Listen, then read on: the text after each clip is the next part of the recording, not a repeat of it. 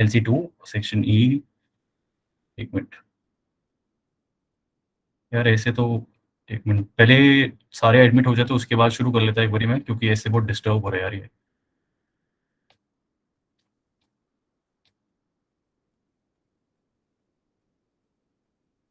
2 minute बाद शुरू करते हैं और एक बारी सब एडमिट हो जाए।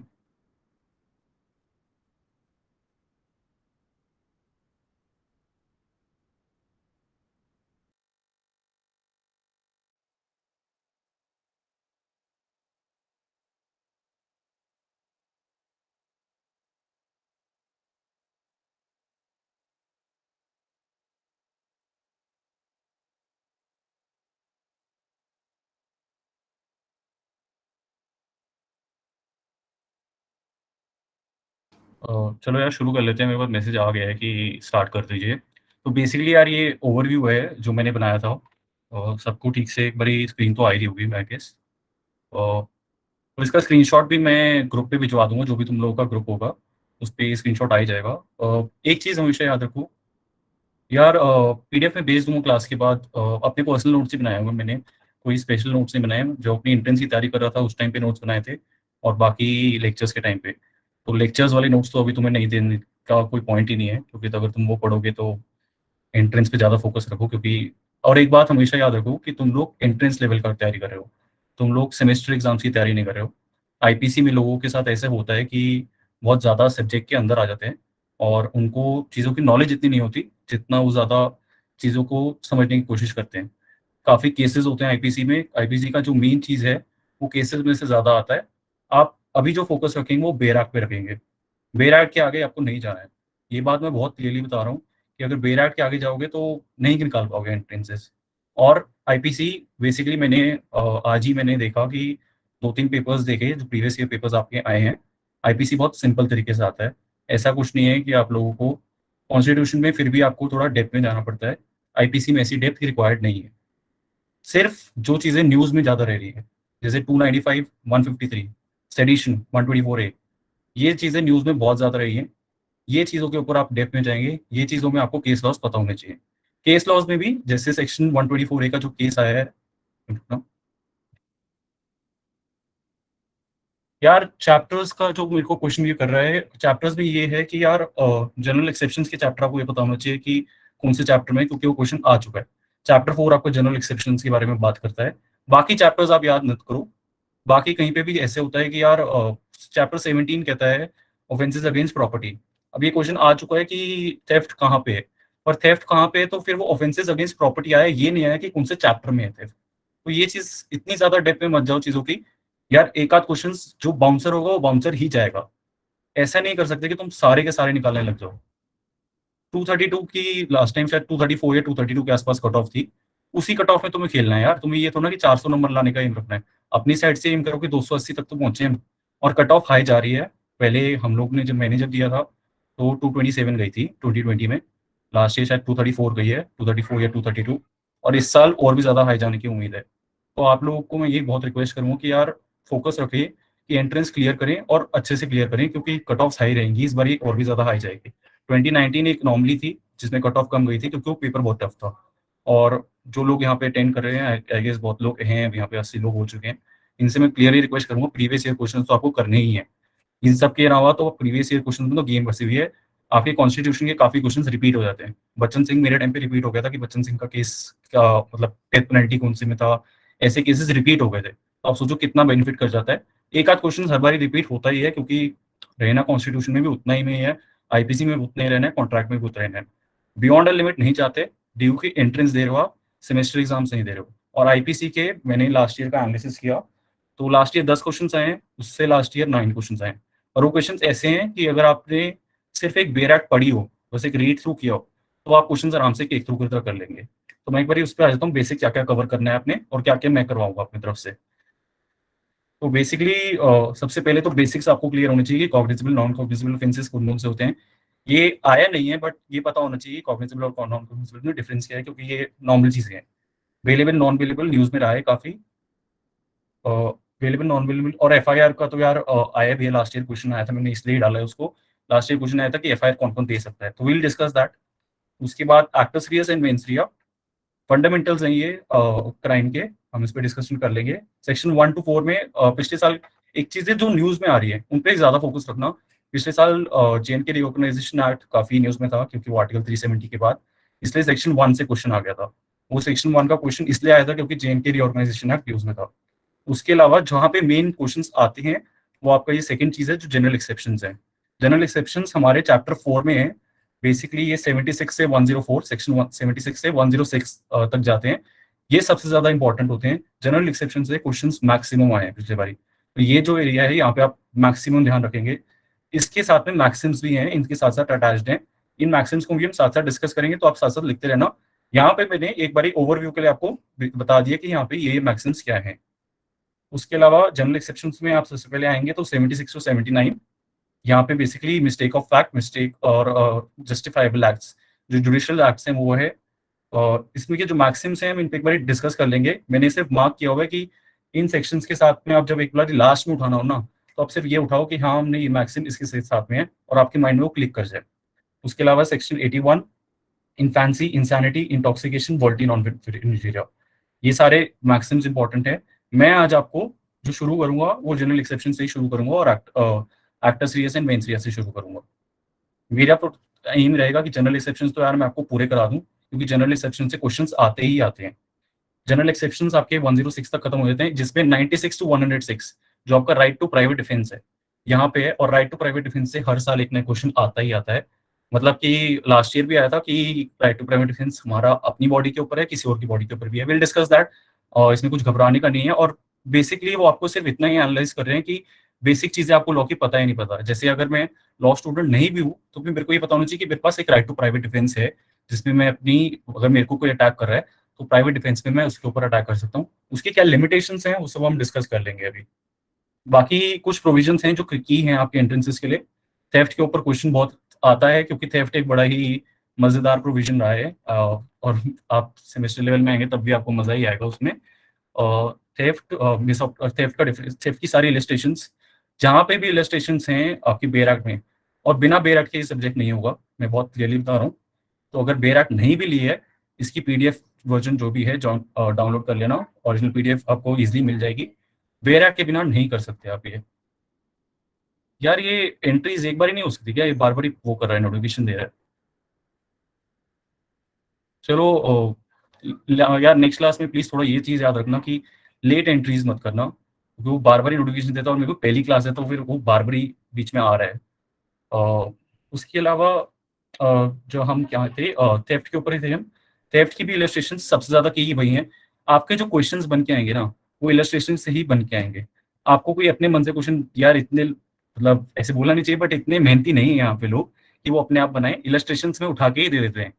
इलस्ट्रेशन उठा के आंसर्स क्वेश्चन में आती है, और वही आपको उससे क्वेश्चन पूछे जाते हैं। तो थेफ्ट, उसके अलावा थेफ्ट का डिफरेंस मिसअप्रोप्रिएशन के साथ, थेफ्ट का डिफरेंस रॉबरी एक्सटॉर्शन के साथ, ये कॉन्सेप्ट्स आते हैं। इनके बारे हम एक बार कर लेंगे, इनके ऊपर भी काम। उसके अलावा किडनैपिंग, अबडक्शन, उसके किडनैपिंग, अबडक्शन, इन दोनों में डिफरेंसेस क्या होते हैं। उसके अलावा जो की प्रोविजंस बाकी हैं, मर्डर के ऊपर इतना नहीं जाना यार। अगर आप लोग अपनी साइड से भी तैयारी कर रहे हैं, तो मर्डर के ऊपर इतना मत जाना, क्योंकि मर्डर इटसेल्फ एक, जब हम सेमेस्टर लेवल पे आते हैं, तो सेमेस्टर लेवल पे वो 4 क्लासेस ले जाता है टॉपिक। तो मर्डर का आपको बेसिक पता होना चाहिए। और लास्ट ईयर भी अगर क्वेश्चन देखेंगे मर्डर के ऊपर, जो क्वेश्चन आया ना, वो ऐसे आया कि यार आपको बता दिया गया कि सेक्शन में क्या लिखा गया है, उस सेक्शन का एप्लीकेशन आया। तो वो लीगल प्रिंसिपल्स वाला गेम हो जाता है, तो वहाँ पे आपको इतना जाने की जरूरत नहीं पड़ती। रेप की जो बात है, रेप के में अमेंडमेंट्स आए थे आफ्टर निर्भया रेप केस। तो निर्भया रेप केस के बाद जो भी चीजें आई थी ना, वो क्वेश्चंस आते हैं। मेरे जब 2020 में एंट्रेंस दिया था, तो क्वेश्चन रेप से आया था, बट मेरे को ये बात पता थी कि वो क्वेश्चंस क्यों आए, क्योंकि वो निर्भया रेप की उसके बाद जो जेएस वर्मा कमेटी बैठी, उसके थ्रू वो आ गया था। उसके अलावा simple hurt, grievous hurt. Grievous hurt एक चीज है जिसके अंदर डिसलोकेशन ऑफ ट्रूथ, अगर आपका कोई दांत तोड़ता है तो वो ग्रीवियस हर्ट होगा, सिंपल हर्ट नहीं होगा। ये बात अपने मन में याद रख लीजिएगा, क्योंकि ये क्वेश्चन आ चुका है 3-4 बारी।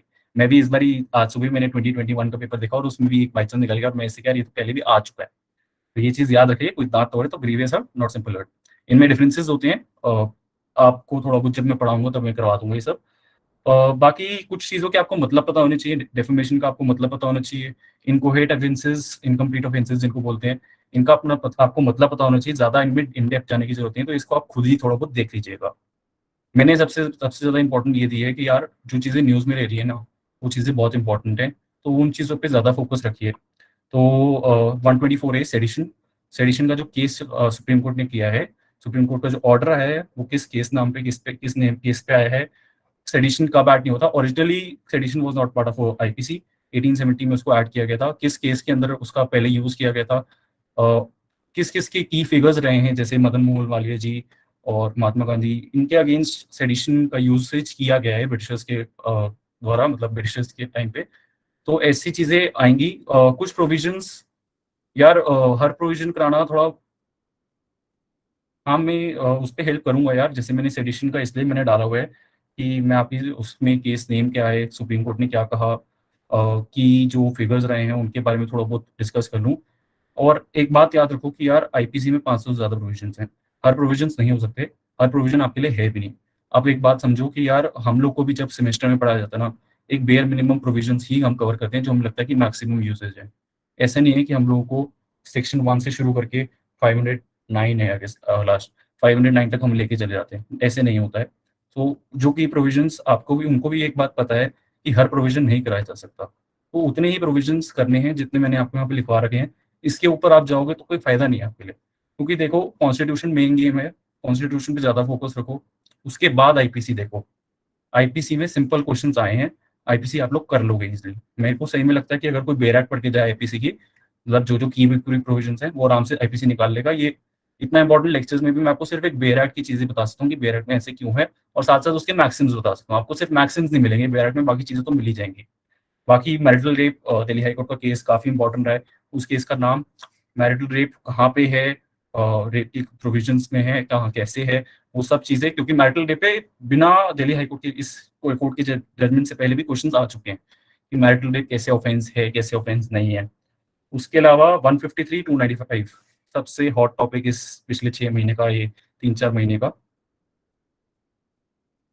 तो यार मैंने ये जो बनाया है इसका मैं तुम्हें स्क्रीनशॉट भेज दूंगा, और बाकी सेक्शंस की पीडीएफ तो नहीं भेजूंगा क्योंकि तुमको खुद भी बेरैक उठानी पड़ेगी। बेरैक के बिना काम नहीं बनेगा, मैं बहुत क्लियरली ये बता रहा हूँ। तो 295 एंड 153 बड़ा ही क्यों की रहा है। अभी भी कल ही मोहम्मद जुबैर की अरेस्ट हुई है, वो भी 295 एंड 153 में हुई है। नुपुर शर्मा का जो पूरा केस है वो 295 और 153 में है। तो आप उन सब, वो इम्पोर्टेंट रहेगा ये आपके लिए। उसके अलावा की कमिटीज जो न्यूज में रहती हैं, इस साल भी अगर आप देखोगे तो होम मिनिस्टर ने लेटर लिखा था, chief justice and high court के काफी जजेस को, regarding the required, I mean required ही है आप कि आप रिफॉर्मेशन लाएं अपने क्रिमिनल लॉ सिस्टम में। तो इसके ऊपर भी एक कमेटी बैठी हुई है, जिसे रणवीर सिंह, डॉक्टर रणवीर सिंह हेड कर रहे हैं, जो वीसी एन एल दिल्ली के। ये सब चीजें आप याद रखिएगा क्योंकि ये सब चीजें कैसे भी आ सकती हैं। तो 2021 में ये कमेटी 5 मेंबर कमेटी बिठाई गई है। इस कमेटी के बारे में आप जितना पढ़ सकें आप अपनी साइड से भी पढ़ लीजिएगा। बाकी बेसिक कौन हेड कर रहा है ये तो आपको याद रखना ही पड़ेगा। इसके अलावा 2013 वो निर्भया रेप केस के बाद जेएस वर्मा कमेटी बैठी थी, उसके काफी, ए यार 1 मिनट होल्ड करना।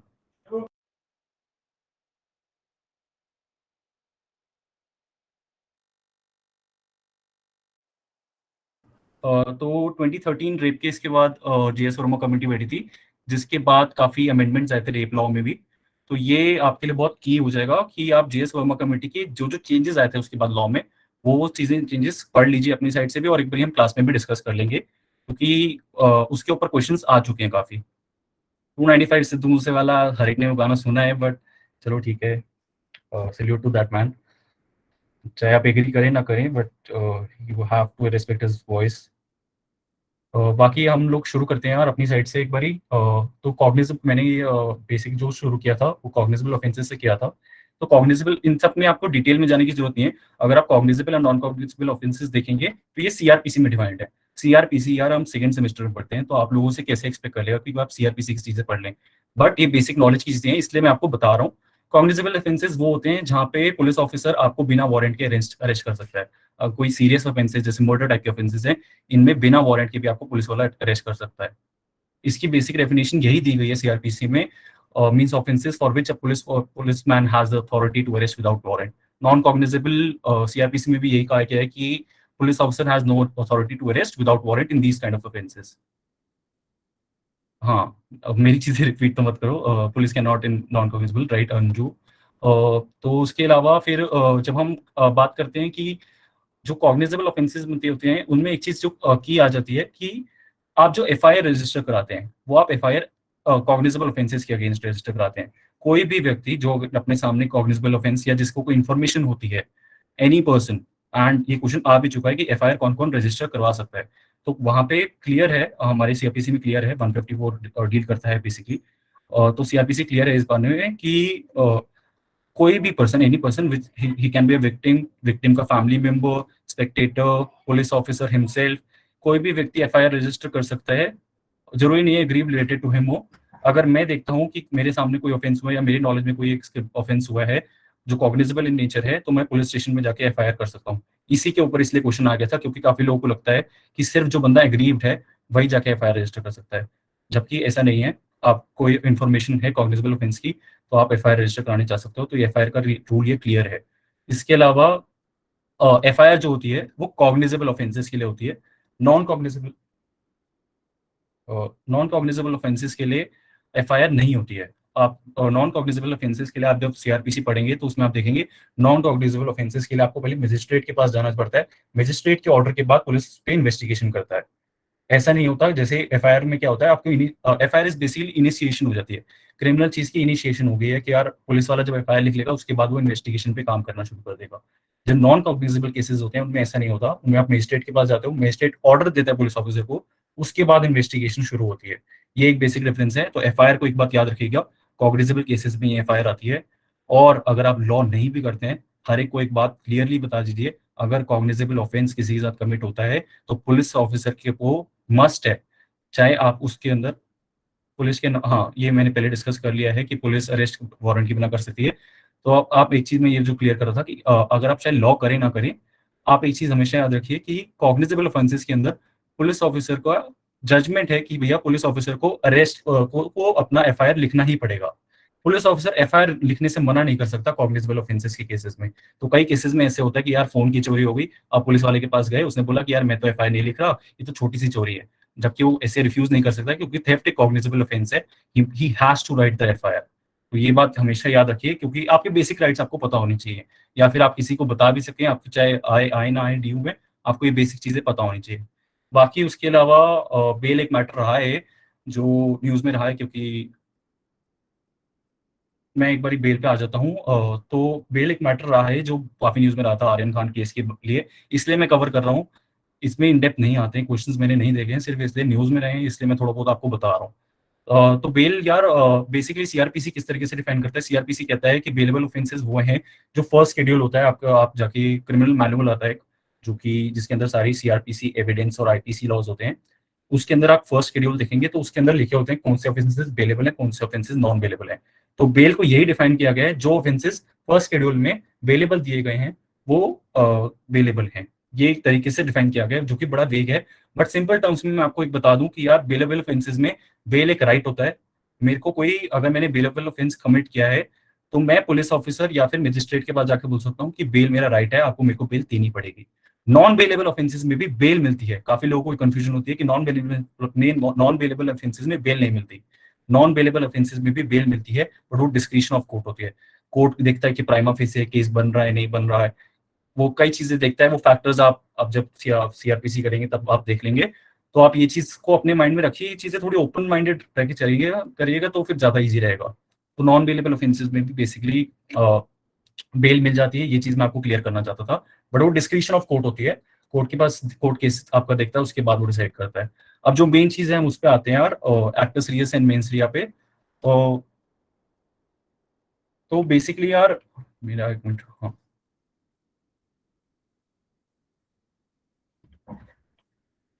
क्रिमिनल लॉ के सबसे की वर्ड्स हैं दोनों। इसी के ऊपर क्रिमिनल लॉ के ऊपर गेम खेलते हैं सारे, और इसी के ऊपर फंडामेंटल प्रिंसिपल है कि भैया कोई भी क्रिमिनल लाइबिलिटी पैदा करने के लिए ये दोनों चीजें होनी ही चाहिए, इसके बिना क्रिमिनल लाइबिलिटी नहीं होगी।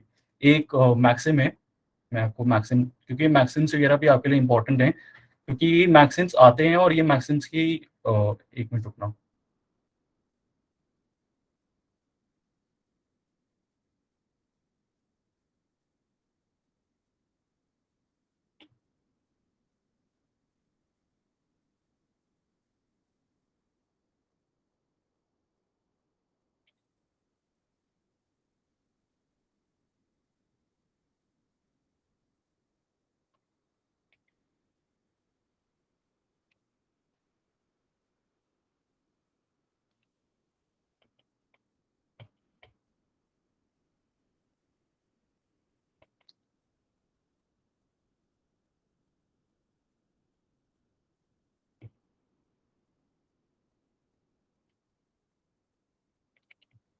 तो एक्टर्स रेस का बेसिक मतलब होता है कि यार गिल्टी एक्ट, इसमें एक चीज़ का समझना बहुत इंपॉर्टेंट है कि एक्टर्स रेस का मतलब होता है कॉन्सिक्वेंस ऑफ द कंडक्ट। ऐसा नहीं है कि यार मैंने किसी के ऊपर गन पॉइंट करी, तो उसके बाद मैंने जो उसको शूट किया, उसके बाद वो जो मरा बंदा, तो जब इसमें एक्टर सीरियस होगा ना, उस बंदे की डेथ होगी, मेरा जो गन रेज़ करना या मेरा जो गन चलाना, ये मेरा एक्टर सीरियस नहीं होगा।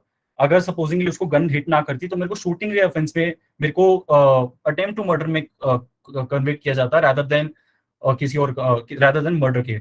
जो आपकी एक्ट का कॉन्सिक्वेंस होता है ना, उसको हम एक्टर सीरियस बोलते हैं। कॉन्सिक्वेंस ऑफ योर कंडक्ट भी बोलते हैं हम इसको, बाकी गिल्टी एक्ट भी बोलते हैं।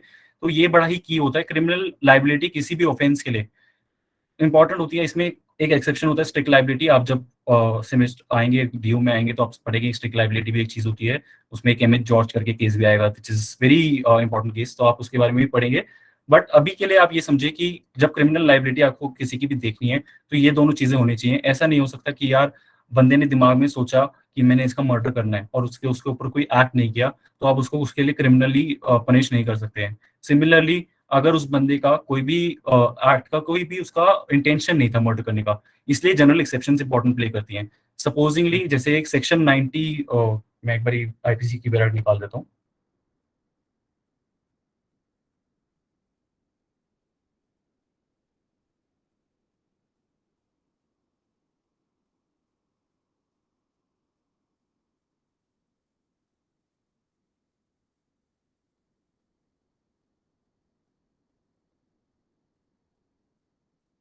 सेक्शन 92 की एक इलस्ट्रेशन जो मेरे को लगता है बड़ी ऐप्ट समझाती है, इलस्ट्रेशन डी ये कहती है, सेक्शन 92 हम करेंगे भी सही, क्योंकि ये जनरल एक्सेप्शंस का पार्ट है, तो ये बड़ा ही इंपॉर्टेंट भी आता है और इसके ऊपर क्वेश्चंस भी आ चुका है। तो बेसिकली अगर आप डी इलस्ट्रेशन को पढ़ भी लेंगे तो यार आप एक बारी वैसे अपने पास भी बेरक रखिएगा। अपनी साइड से मैं साथ-साथ डिस्प्ले करता रहूँगा, बट आप अपने पास फिजिकल कॉपी अगर आप ले सकते हैं तो आप ले लीजिए, क्योंकि आप जब कॉलेज में आएँगे तो आपको रिक्वायर्ड पड़ेगी ही पड़ेगी। तो आप लोग फिजिकल कॉपी अगर अभी से आप उसमें मार्क करना शुरू कर देंगे, तो आपके लिए आगे जाके बेनिफिट ही करेगा। तो बेसिकली मैं इस इलस्ट्रेशन पे आ रहा था कि इस इलस्ट्रेशन में बेसिकली ये है कि एक घर में होता है, जिस घर में ज़ेड एक बच्चा होता है और उस घर में आग लग जाती है। तो उस बेसिकली उस घर के छत पे होते हैं और उस घर में आग लग चुकी होती है। उस बच्चे को बचाने के लिए वो क्या करता है, उसको पता होता है कि वो अगर उस ज़ेड को ज़मीन पे फेंकेगा, वहाँ पे लोग क्या करते हैं कि एक ब्लैंकेट पकड़ के लग खड़े हो जाते हैं लोग, कि अगर बच्चा गिरे तो उसको वो पकड़ लें। और there is a high risk कि वो बच्चा उस ब्लैंकेट पे ना गिर पाए या वो ब्लैंकेट नीचे गिर जाए जिसकी वजह से उसकी डेथ हो जाए। तो there is a high risk, पर उसका कोई इंटेंशन नहीं है उसका उसको मर्डर करने का। अगर आप सपोजिंगली अगर ये सब सिनेरियो ना होता और एक बच्चे को अगर आप छत से ज़मीन पे फेंकना, छत से ऊपर से फेंकना, विल बी अ मर्डर का एक्ट हो गया ये तो यार, एक उसकी डेथ हो गई तो मर्डर हो गया। बट ऐसे सिचुएशन में जहाँ पे आग लगी हुई है घर पे, उस बच्चे को बचाने के लिए वो उसको छत से फेंक देता है। वो उसको वहाँ से फेंक देता है ताकि वो बच्चा बच जाए। उसको पता है ये बात कि उसकी डेथ हो उस बच्चे की डेथ हो सकती है, बट स्टिल वो उस बच्चे को सिर्फ बचाने के लिए वो फेंक देता है, तो ये क्राइम नहीं होगा। इसके ऊपर जनरल एक्सेप्शन लगेगी। जनरल एक्सेप्शन का मतलब ही क्लियर है कि क्राइम के बाद भी एक्सेप्शन प्रोवाइड कर दी गई है, जिसके बाद आपकी कोई लायबिलिटी नहीं रहेगी। ये सीधी-सीधी बात है। ऐसे ही इंसैनिटी होता है कि अगर इंसैनिटी होता है, ऐसे ही डॉली इनकम टैक्स का कांसेप्ट पढ़ेंगे आप कि 7 साल से नीचे के बच्चे का कोई भी आप इंटेंशन नहीं होगा, गिल्टी इंटेंशन नहीं होगा, ये प्रिज्यूम किया जाता है। डॉली इनकम टैक्स के कॉन्सेप्ट भी पढ़ेंगे हम लोग आगे। तो इंटेंशन नहीं है, इसलिए उसको जनरल एक्सेप्शन प्रोवाइड की जाती है। इसी के ऊपर एक जो मैक्सिम बड़ा ही इंपॉर्टेंट आता है, वो ये आता है, एक्टस नॉन फैसिट रियम निसी मेंस सिट रिया। इसका मतलब ये क्लियरली अगर मैं आपको हिंदी में बताऊं तो इसका मतलब यही है कि बिना मेंसरिया के जो एक्ट होगा ना, उसको हम क्रिमिनली नहीं मानेंगे। No one can be made guilty of an act which is done without mens rea. ये बात अब गिल्ट चाहे एक्ट कितना ही, जैसे वो हमने एग्जांपल किया था कि उसका एक्ट जो था वो मर्डर कॉज कर सकता था, बट उसके अंदर जो मेंसरिया था, जो उसका इंटेंशन था, वो मर्डर कॉज करने का नहीं था। इसलिए हम लोग ये कहते हैं, यही एग्जाम्पशन का अगर हम देखते हैं, अगर क्लियर इंग्लिश मीनिंग तो देखना है, वो यही होगा, an act does not make one guilty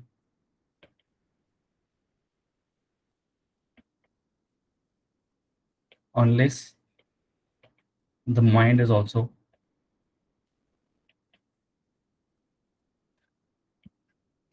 legally blameworthy. ये सब जो मैं मैक्सिम्स बता रहा हूँ, ये मैक्सिम्स अपनी साइड से लिखते जाइएगा, क्योंकि मैक्सिम्स बहुत आते हैं आप लोग ये मैक्सिम्स, कई लोग क्या करते हैं कि यार यूट्यूब पे वीडियो चला लेते हैं मैक्सिम्स का और उसके थ्रू करने लग जाते हैं। एकदम इतने सारे लोडेड मैक्सिम्स करेंगे कि नहीं कर पाओगे। इसलिए जब आप आईपीसी कर रहे हो तो आईपीसी वाली जो मैक्सिम्स हैं उसका आप साथ-साथ करते रहो और साथ-साथ उस चीज़ को याद करते रहो, क्योंकि आप जब अपने कॉलेज में भी आओगे, आप अपने सेमेस्टर एग्ज़ाम्स दोगे, तो उसमें आप ये मैक्सिम यूज़ करना ही पड़ेगा आपको आंसर्स में। तो ये मैक्सिम्स हर एक को याद करने चाहिए और आएँगे भी आपके एंट्रेंसेस में, ये बड़ी बात नहीं है कि नहीं आएँगे। और आईपीसी को पढ़ने का सबसे बेसिक मैक्सिम तो यही है कि यार जहाँ पे क्रिमिनल इंटेंशन नहीं है, वहाँ पे कोई पनिशमेंट नहीं आएगी। तो ये आप लोग ये चीज़ें याद रखिएगा। इसी के ऊपर ही हमारे जनरल एक्सेप्शंस बेस्ड हैं, इसी मैक्सिम्स के थ्रू ही हमारे जो जनरल एक्सेप्शंस हैं वो आते हैं। एक बड़ा ही अगर इंटेंशन को समझना है तो एक बड़ा ही हमारे सेमेस्टर के टाइम पे कलानी गोंदन केस आता है। अगर कोई हमारे जिसने सेमेस्टर फर्स्ट कर लिया होगा इस क्लास में हो तो वो समझ जाएगा कि पलानी गोंदन में केस में ये होता है कि बेसिकली मैं आपको ये समझा रहा हूँ कि इंटेंशन कितना इंपॉर्टेंट रोल प्ले करता है क्राइम को डिस्क्राइब करने का और उस क्राइम की पनिशेबिलिटी को डिस्क्राइब करने का। तो पलानी गोंदल वाले केस में ये होता है कि एक हस्बैंड अपनी वाइफ को लाठी से मारता है। उसको लाठी से मारता है, ये सोचिए कि मैं इसको इंजर्ड करना चाहता हूँ, उसको इंजरी देना चाहता हूँ, ग्रीवियस हर्ट या जैसी भी इंजरी टाइप की मैं उसको इंजरी देना चाहता हूँ। मर्डर का इंटेंशन नहीं रखता वो। उसके एक्ट को लाठी से इसीलिए मारता है ताकि वो अपनी वाइफ को इंजरी दे दे। वो ना इंजरी मारते टाइम उसको लगता है, उसकी वाइफ बेहोश हो जाती है और उसको लगता है कि उसकी वाइफ की डेथ हो गई है। बड़ा ही की केस है ये, उसको लगता है कि उसकी वाइफ की डेथ हो गई है, पर उस टाइम पे उसकी वाइफ डेथ नहीं होती है। तो उसके बाद क्या करता है, सबूत को मिटाने के लिए वो अपनी वाइफ को एक पंखे से लटका देता है, जिसकी वजह से उसकी वाइफ की डेथ हो जाती है। अब इस केस में क्वेश्चन ये था कि उस हस्बैंड को मर्डर के लिए कन्विक्ट किया जाए या उस बंदे को ग्रीवियस हर्ट के लिए कन्विक्ट किया जाए। सुप्रीम कोर्ट ने उसको ग्रीवियस हर्ट के लिए कन्विक्ट किया, मर्डर के लिए कन्विक्ट नहीं किया, क्योंकि की यहाँ पे ये थी कि जो उसकी मेंस रिया थी, जो उसकी इंटेंशन थी, वो कभी भी मर्डर के लिए नहीं थी, उसकी इंटेंशन सिर्फ ग्रीवियस हर्ट की थी। उसने जब मर्डर वाला जो दूसरा एक्ट किया, लटकाने वाला एक्ट, उस टाइम पे भी जो उसकी इंटेंशन थी, वो उसकी इंटेंशन एविडेंस को मिटाने की थी कि यार मैं नहीं चाहता कि कि ये ऐसे लगे कि ये मर्डर हुआ है। वो चाहता था कि वो उसने सिर्फ पंखे से इसलिए लटकाया कि ताकि लगे सुसाइड है, इसलिए उसने लटकाया। तो वो मर्डर के लिए कोर्ट उसको कन्विक्ट ही नहीं कर पाया क्योंकि उसका मेंस रिया नहीं था। तो ये बड़ा ही इंटरेस्टिंग केस आता है और अगर आप आएंगे तो आपको और भी आईपीसी में काफी मजा आता है यार, फर्स्ट सेमेस्टर में ही आता है आईपीसी। तो काफी इसलिए यार आप लोग केस पे ज़्यादा फ़ोकस मत करिए क्योंकि ये केस आपको नहीं आएगा कहीं पे भी। फिर भी अगर किसी को पढ़ना है, पलानी गोंदा नाम है इसका केस का, और मैं लिख ही देता हूँ यार फिर भी एक बारी। आपके केस मैट में है बेयर एक्ट के यार, हाँ, सुदीप तो याद ही होगा इसको तो। फलानी गोंदन वर्सेस एम्परर ये केस है, आपके केस मैट में मिल जाएगा वैसे तो। बट कोई पढ़ना मत अभी, क्योंकि आप जब आओगे तो आप इसको अच्छे से, इसके साथ और भी केसेस हैं तो और भी अच्छे तरीके से पढ़ोगे। और मर्डर अभी आपको इतना क्लियर नहीं है तो इसमें हम ज़्यादा नहीं जाएंगे। फलानी गोंदन एक अच्छा केस है, इसलिए मेरे को याद भी रहता है कभी भी इंटेंशन पढ़ने के टाइम पे। मेरे को हमेशा याद रहता है कि यार फलानी गोंदन के टाइम पे बंदे ने एक्ट पूरा मर्डर वाला किया और उसका इंटेंशन कभी नहीं था मर्डर का, इसलिए कोर्ट ने उसको मर्डर के लिए कन्विक्ट नहीं किया। तो इंटेंशन एक इंपॉर्टेंट रोल प्ले करता है, इसलिए एक्टस रियस एंड मेंस रिया हमने क्लियर कर लिया। उसी के बेसिस पे हमारे जब एक्टस रियस और मेंस रिया का जो बेसिक एप्लीकेशन जब हम देखते हैं ना, वो सबसे ज्यादा एप्लीकेशन आता है जनरल एक्सेप्शंस पे। आप हर एक ऑफेंस देखेंगे ना, आप जैसे थेफ्ट देखेंगे, थेफ्ट में भी आपको दिखेगा intention to commit, intention to theft, intention to, ऐसे चीजें आपको दिखेगी। आपको वहां पे वर्ड्स दिखेंगे कि यहाँ पे डिफाइन कर रहा है सेक्शन कि यहाँ पे मेंसरिया की रिक्वायरमेंट है। तो मेंसरिया की रिक्वायरमेंट दो जगह बहुत क्लियरली दिखती है, जनरल एक्सेप्शंस में दिखती है और दूसरा आपको हर हर सेक्शंस के जो आप देखते हैं उनमें आपको दिखती है।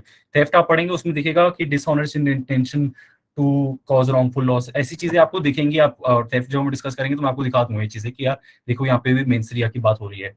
जनरल एक्सेप्शंस का क्लियर एजेंडा यही है कि भैया जहाँ पे जब हमने मैक्सिम किया था ऊपर, इसी के ऊपर पूरा हमारा जनरल एक्सेप्शंस बेस्ड होता है। Acts non facet रियम DC mains atria.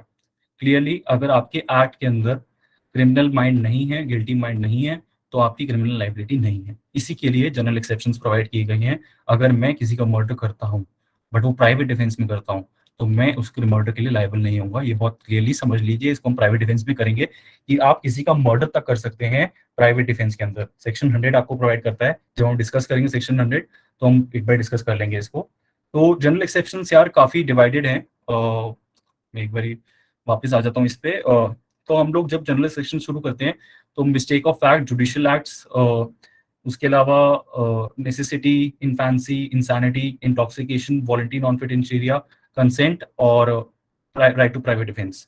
आज हम लोग बेसिकली दो चीजें कवर करने की कोशिश करेंगे एक तो मिस्टेक ऑफ फैक्ट कवर करेंगे, उसके अलावा right to private defence 96 to 106 वाले जो सेक्शंस हैं, उसको कवर करने की कोशिश करेंगे।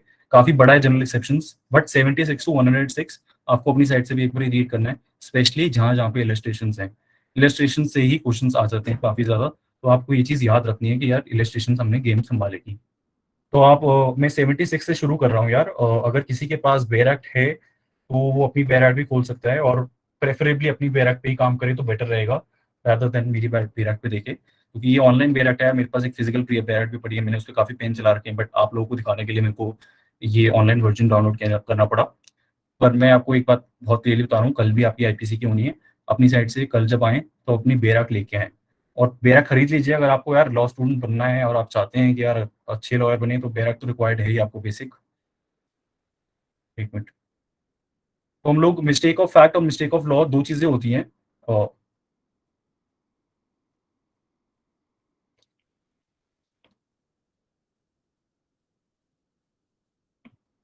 अब लॉ जो है ना, आपको मिस्टेक ऑफ फैक्ट अलाउ करता है, पर लॉ कभी भी आपको mistake of law law allow नहीं करेगा।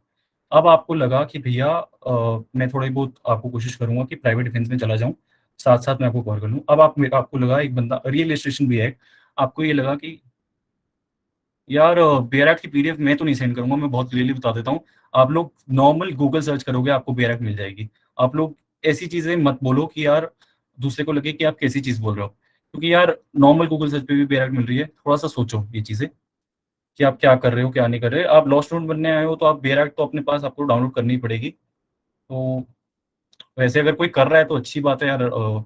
टेलीग्राम पे किसी ने कर दी है तो अच्छी बात है। बट ऐसे ही बेयरैक यार प्लीज़ किसी से भी ये मत जब डीओ में आ भी जाओ, तो भी ऐसे बेरैट किसी से मत माँगना, क्योंकि वो बेरैट की पीडीएफ तो यार तुम्हें नॉर्मल गूगल सर्च पे आराम से मिल जाएगी। कोई भी बेरैट ऐसी नहीं है जो अवेलेबल ना हो, और आईपीसी की तो बिल्कुल ईज़िली अवेलेबल है।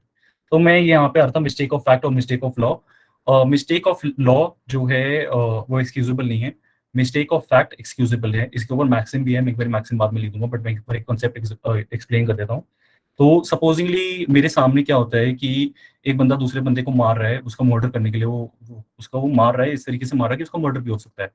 तो उस टाइम पे मैं क्या करता हूँ, एक बात आप समझिए, प्राइवेट डिफेंस आपकी अपनी बॉडी का नहीं, दूसरों की बॉडी का भी होता है। तो अगर आपके सामने कोई रेप कर रहा होता है, तो आप उस बंदे को मर्डर करने तक उस बंदे की जान लेने तक, जो रेप कमिट कर रहा है।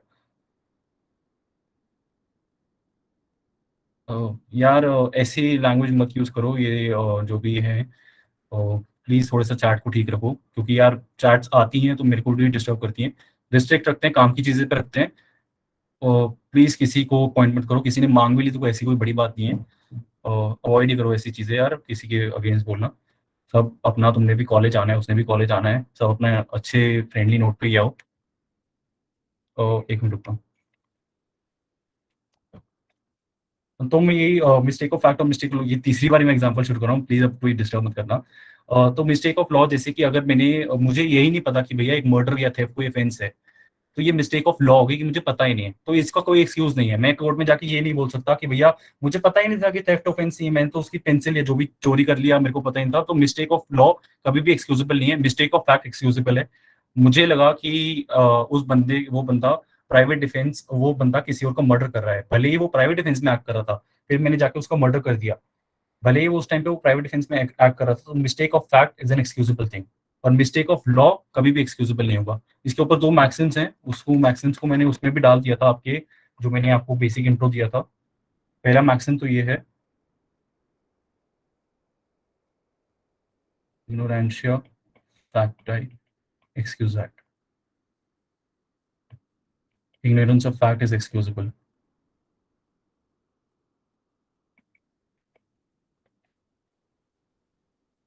दूसरा मैक्सिम आपको ये है, इग्नोरेंशिया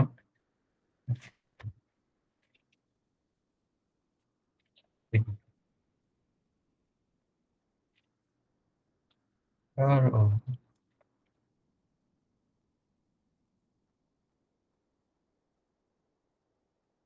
जूरिस्ट, जूरिस्ट मतलब law, non excusat. Ignorance of law is not an excuse. ये बेसिक चीज़ें हैं, इस 76 और 79 हम इकट्ठे करेंगे। इसमें आपको याद रखनी है कि तो चीजें जो बेसिक्स हैं।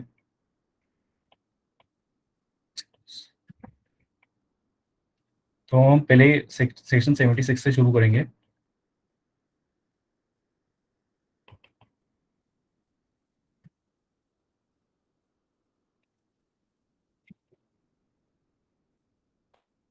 76 और 79 आपकी जो चीजें 76 और 79 है, ये बेसिकली कवर करते हैं आपकी मिस्टेक ऑफ फैक्ट को। मिसकॉन्सेप्शन भी आप बोल लो और मिस्टेक ऑफ फैक्ट, ये दोनों चीजें ही आप बोल सकते हैं इन सबको।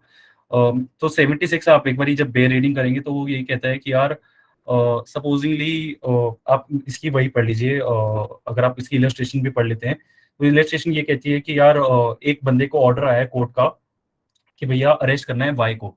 अब वो बंदा क्या सोचता है, वाई को अरेस्ट करने जाता है पर उसको लगता है वो जेड को गलती से अरेस्ट कर लेता है, ये सोचे कि ये वाई है। तो वो बेसिकली एक मिस्टेक ऑफ फैक्ट है कि उसने सोचा कि ये वाई है और वो लीगली बाउंड था इस चीज को करने के लिए। तो वो basically it will not be an offence. ये एक बेसिक चीज है, इसको एक बार सेक्शन को हम पढ़ेंगे तो उस बार क्लियर हो जाएंगे और चीजें। तो सेक्शन भी बेसिकली यही लिखा हुआ है, नथिंग इज एन ऑफेंस। आप जो ये चीज जनरल एक्सेप्शंस के जितने भी आप देखेंगे, हर एक शुरू होता है नथिंग इज एन ऑफेंस। इसका मतलब यही है there shall be no criminal liability अगर आप ऐसे इस सिचुएशन में का एक्ट कर रहे हो। तो nothing is an offence if a person bound by law.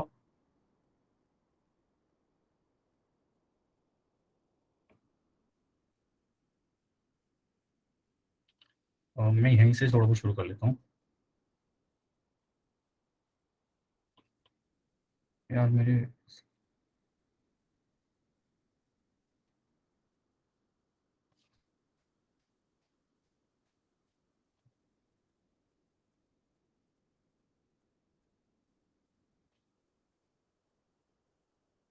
तो हम लोग, मेरा ये आईपैड एक्चुअली कुछ दिक्कत दे रहा है आज, पता नहीं क्यों।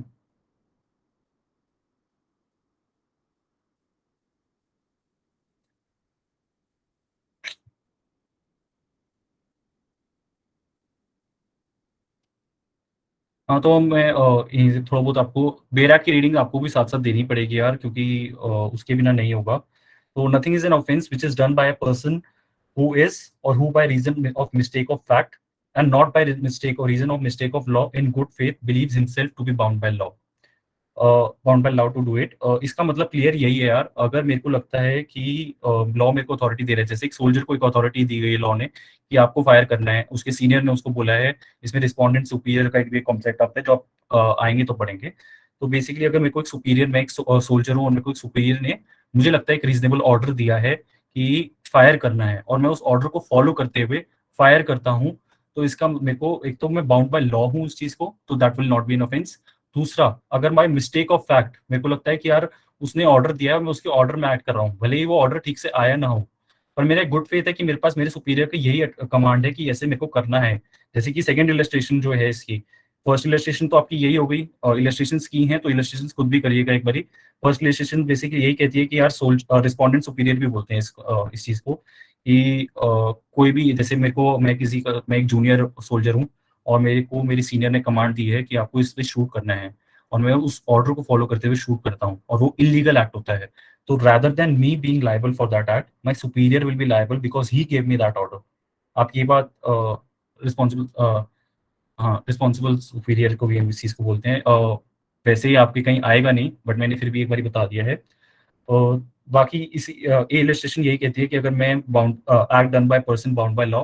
दूसरी चीज जो आप मिस्टेक ऑफ फैक्ट, मेरे को लगता है कि मैं इस चीज को करने के लिए बाउंड हूँ, जैसे कि कोर्ट का ऑर्डर के बारे में बात है, मैं वाई को अरेस्ट करने चाहता हूँ बट गलती से मैं जेड को वाई समझ के अरेस्ट कर लेता हूँ, तो that will also be not be an offence. Provisions आपको याद नहीं करने हैं अभी, सेमेस्टर के टाइम पे भी हमें यार मुश्किल से याद होते हैं प्रोविजंस। तो आप लोग क्यों प्रोविजंस पे अपना टाइम ना फोकस करो।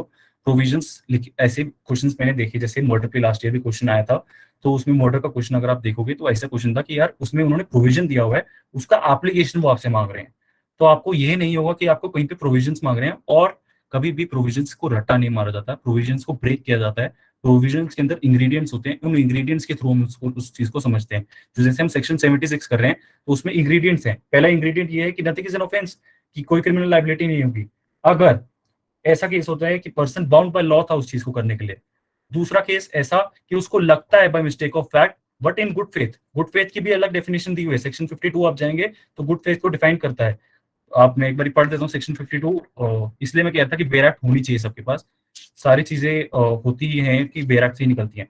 तो सेक्शन 52 में गुड फेथ डिफाइंड है। जहाँ पे भी आप ये जितने भी जनरल एक्सेप्शन पढ़ेंगे, इसमें काफी जगह गुड फेथ लिखा हुआ है। ये गुड फेथ आईपीसी पहले से ही डिफाइन कर देता है कि हम किस चीज को गुड फेथ मानेंगे। तो गुड फेथ कहता है विच is done with due care and attention. तो अगर मेरे को कोर्ट का ऑर्डर आया था और मैं ड्यू केयर और अटेंशन के बाद समझता हूँ कि भैया जेड ही वाई है और मैं वाई का अरेस्ट कर लेता हूँ, तो that will not be an offence. ये 76 कहता है। इसके बेसिक इंग्रेडिएंट्स यही हैं। इसके ज्यादा क्वेश्चन कभी मैंने नहीं देखा है, बट जनरल एक्सेप्शन शुरू इससे होती हैं। तो आपको थोड़ा बहुत चीजें पता होनी चाहिए और ये इलस्ट्रेशन पता होनी चाहिए कि इलस्ट्रेशन से क्वेश्चन आ जाता है। इसके बाद 76 के बाद आता है 79, जो भी मिस्टेक ऑफ फैक्ट से रिलेट करता है। 77 और 78 वो जुडिशियल एक्ट्स के ऊपर है। हम लोग उस पर इसके बाद ही आएंगे।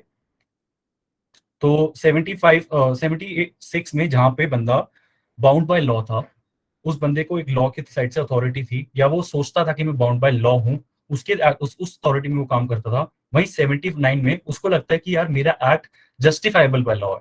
मतलब कि अगर आप इसकी इलस्ट्रेशन भी पढ़ेंगे तो इसकी इलस्ट्रेशन में ये है कि यार मेरे सामने, इसकी इलस्ट्रेशन का मैं पहले भी जिक्र कर चुका हूँ कि मेरे सामने कोई बंदा किसी और को मार रहा था। मुझे लग रहा था कि यार ये उसके ऊपर ऑपरेशन कर रहा है, बट रादर वो सेल्फ डिफेंस में एक्ट कर रहा था। ये एक मिस्टेक ऑफ फैक्ट है। मेरे को लगा कि यार वो किसको उसको मार रहा है और उसको जाके मैं मारना शुरू कर देता हूँ। तो अगर मेरे को लगता है कि मेरा एक्ट जस्टिफाइबल है, प्राइवेट डिफेंस में मैं एक्ट कर रहा हूँ उस एक्ट में, बट मैं गलत एक्ट कर देता हूँ, मिस्टेक ऑफ फैक्ट के अंदर एक्ट कर देता हूँ, तब भी मेरा एक्ट ऑफेंस नहीं होगा। थोड़ा चीज को मैं एक बार वापस क्लियर कर देता हूँ, क्योंकि मुझे भी लगा कि मैं थोड़ा कॉम्प्लेक्स कर दिया इस चीज को। तो बेसिकली इस एग्जाम्पल में आप देखेंगे तो यही है कि A sees Z commit what appears a to be a murder. A देखता है कि जेड कुछ कर रहा है तो उसको लगता है कि वो मर्डर कर रहा है। और A in exercise of best judgment exerted in good faith, basic वही ड्यू केयर एंड इंटेंशन के बाद उसको लगता है कि उसके पास जो पावर है, जो प्राइवेट डिफेंस देता है, वो जेड को सीज कर लेता है। And in order to bring Z before the proper authorities, वो जेड को सीज कर लेता है। बट ए कोई भी ऑफेंस नहीं कमिट करेगा, इवन दो जो जेड कर रहा था वो सिर्फ सेल्फ डिफेंस में एक्ट कर रहा था। तो बेसिकली जेड जिसके ऊपर भी अटैक कर रहा था वो सेल्फ डिफेंस में कर रहा था, बट ए को ये लगता है कि यार ये तो मार, जेड तो मार रहा है किसी और को, तो इसके अंदर वो एक्ट करता है। That will not be an offence. 79 ये कहता है। डिफरेंस 76 और 79 में सिर्फ इतना है, जहां 76 कहता है कि भैया पर्सन बाउंड बाय लॉ था, या उसको मिस्टेक ऑफ फैक्ट में लगता है कि बाउंड बाय लॉ था, वहां 76 आता है। एक मिनट को आईपैड चार्ज। और 79 जो है हमारा उसमें आता है जहाँ पे वो एक्ट जस्टिफाइबल लगता है। यहाँ पे मेरे को कोई लॉ अथॉरिटी नहीं देता, जस्टिफाइड बाय लॉ 79 सही, बिल्कुल सही लिखा हुआ है। और 76 bound by law, 79 justified by law. Provision आता नहीं है कि यार आपको बताना पड़े 76 में क्या है 79 में क्या है। फिर भी बेसिक कॉन्सेप्ट आपको पता होना चाहिए यार कि और ये इलस्ट्रेशन आई है, ये जो इलस्ट्रेशन है ये आई है, बट ये इलस्ट्रेशन कभी ऐसे नहीं आई कि आपको प्रोविजन बताना पड़े इसका। ये इलस्ट्रेशन ऐसे आई है कि यार क्या ये ऑफेंस होगा, whether A has committed an offense or not। इस इलस्ट्रेशन में सिर्फ आपसे ये क्वेश्चन पूछा जाएगा, whether A has committed an offense or not। सिर्फ ये चीजें पूछी जाती हैं। तो आपको ये बोला कि A has not committed an offense, options आते हैं 4 ऑप्शंस। उसमें ये ज्यादातर ये हो जाता है कि यार A has committed this, A has committed that, no offense committed by A। आपको बेसिकली आंसर ये करना है, no offense committed by A। उसके बाद जो 77 और 78 है, 77 आपको याद करना पड़ेगा, क्योंकि बेसिकली लॉ की एक बेसिक कॉन्सेप्ट है ये कि जो भी एक्ट जज करता है while acting in his judicial authority, वो एक्ट पनिशेबल नहीं होंगे। ये जजेस को एक इम्यूनिटी दी गई है। सपोजिंगली मेरे को लगता है कि मेरी जुडिक्शन है, पर मैं एक जज हूँ और मेरे को लगता है कि मेरी जुडिक्शन है कि मैं किसी को बेल ग्रांट करने से मना कर दूं, और मैं उसको वो मना कर देता हूँ, बट बाद में पता चलता है कि यार इस ऑर्डर को देने के लिए मेरी कोई जुरिडिक्शन तक नहीं थी। तो ऐसा नहीं हो सकता कि वो मेरे अगेंस्ट क्रिमिनल एक्शन लेके आ जाए कि भैया इस जज की कोई जुरिडिक्शन नहीं थी और इसने ये एक्ट किया। ये जजेस को एक इम्यूनिटी प्रोवाइड की जाती है। काफी प्रिंसिपल्स होते हैं इसके पीछे कि क्यों ये अथॉरिटी प्रोवाइड की गई है, ताकि वो खुद ही फ्रीली एक्ट कर सकें, और इंडिपेंडेंस ऑफ जुडिशरी के लिए बेसिक प्रिंसिपल्स, ये 2 प्रिंसिपल्स हैं। 77 आपको सेक्शन 77 याद रखना पड़ेगा कि किस सेक्शन में जजेस की इंडिपेंडेंस के लिए किया गया है, कि उसके ऊपर एक उसकी क्रिमिनल लाइबिलिटी को नहीं दिया गया, कोई जुडिशियल एक्ट के लिए क्रिमिनल लाइबिलिटी नहीं होगी। तो 77 एक आपको याद करना पड़ेगा कि हाँ 77 में ऐसा है। प्रोविजंस के अंदर क्या है, थोड़ा बहुत एक बार खुद भी रीडिंग करेगा, और ऐसे कुछ इतना टफ नहीं है कि आप लोगों को लैंग्वेज ही समझना है। कॉन्ट्रैक्ट एक्ट वगैरह में थोड़ा बहुत फिर भी एक बार हो जाता है कि यार चीज़ें थोड़ी सी कॉम्प्लेक्स कई बार लगने लग जाती हैं, क्योंकि वो कुछ नया है हमारे लिए।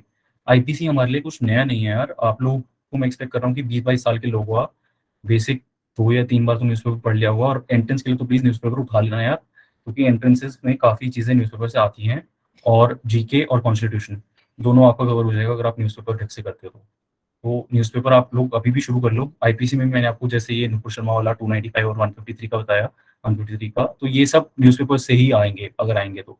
कोई आपको ये एक्सपेक्ट नहीं करेगा कि यार ज़्यादा डेप्थ में आप गए होंगे। तो ये चीज़ें आप कर लीजिएगा। 77 को आपको प्रोविजन याद रखना पड़ेगा। उसके अलावा 78 जो है, अगर सपोजिंगली जज ने ऑर्डर दिया कि जाके वाई बंदे को अरेस्ट करो, उस ऑर्डर के अंडर एक्शन लेता है पुलिस वाला, तो पुलिस वाला भी कोई लायबल नहीं होगा, क्योंकि वो जुडिशियल अथॉरिटी के अंदर एक्शन लिया गया है। Act done pursuant to the judgment of the court और ऑर्डर ऑफ द कोर्ट। ये बेसिकली 77 एंड 78। तो ये जब हमने पहले किया मिस्टेक ऑफ फैक्ट किया 76 एंड 79 में, 77 और 78 हमारे जुडिशियल एक्ट्स के बारे में बात करते हैं। उसके अलावा जब हम आगे आते हैं, आगे हम आएंगे तो उसके बाद सेक्शन 80 आता है। इसी में आपको मैं बता दूंगा कैसे एक्ट्स को पढ़ना चाहिए यार। मैंने भी जब ये किया था तो मैंने इंग्रेडिएंट्स बनाए थे। तो सेक्शन 80 की जब मैं अगर देखता हूँ,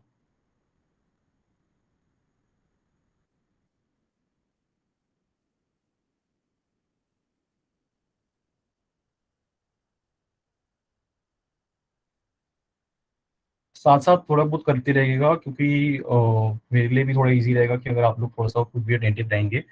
तो एक्सीडेंट हम लोग पढ़ रहे हैं, सेक्शन 80 को हम देखते हैं। तो अगर हम देखते हैं तो nothing is an offence which is done by accident और मिसफॉर्च्यून। तो आपका पहला इंग्रेडिएंट, इंग्रेडिएंट आप समझिए एलिमेंट्स होते हैं। किसी भी केस को आप स्टैब्लिश करने के लिए भी इनको यूज करते हैं, किसी भी केस को आप डिसमिस करने के लिए इनको यूज करते हैं। आप जब इंटर्नशिप्स में जाएंगे तो आपको जब आपके आपके सामने क्या होगा, जब मैंने जब क्रिमिनल लॉ में इंटर्नशिप करी थी तो मेरे सामने आती थी एफआईआर आती थी। उसके बाद हम लोग एफआईआर पढ़ने के बाद हम वापस प्रोविजन पढ़ते थे। उस प्रोविजन पे हम एलिमेंट्स देखते थे कि यार ये एलिमेंट हमारे केस में कैसे लग रहा है, ये एलिमेंट हमारे केस में कैसे नहीं लग रहा। तो जैसे अगर मेरे पास एक्सीडेंट का केस आया तो मैं ये देखूंगा कि यार जो एक्ट हुआ है वो एक्सीडेंट हुआ है या फिर मिसफॉर्च्यून से हुआ है। ये चीज पहली कंडीशन है। अगर आप सेक्शन भी उठाएंगे तो ये पहली कंडीशन है। एक्सीडेंट बेसिकली जो वर्ड है वो उसका मतलब एक लैटिन वर्ड से भी आता है, एक्सेंचर करके शायद एक वर्ड होता है, और मुझे एक बार चेक करना पड़ेगा कि अपने नोट्स में कि क्या बेसिक वर्ड था। तो उससे हमारा एक्सीडेंट वर्ड आता है। उसका मतलब यही होता है कि सडन हैपनिंग हो गई है, उसको हम लोग कहते हैं एक्सीडेंट हो गया है। एक मिनट।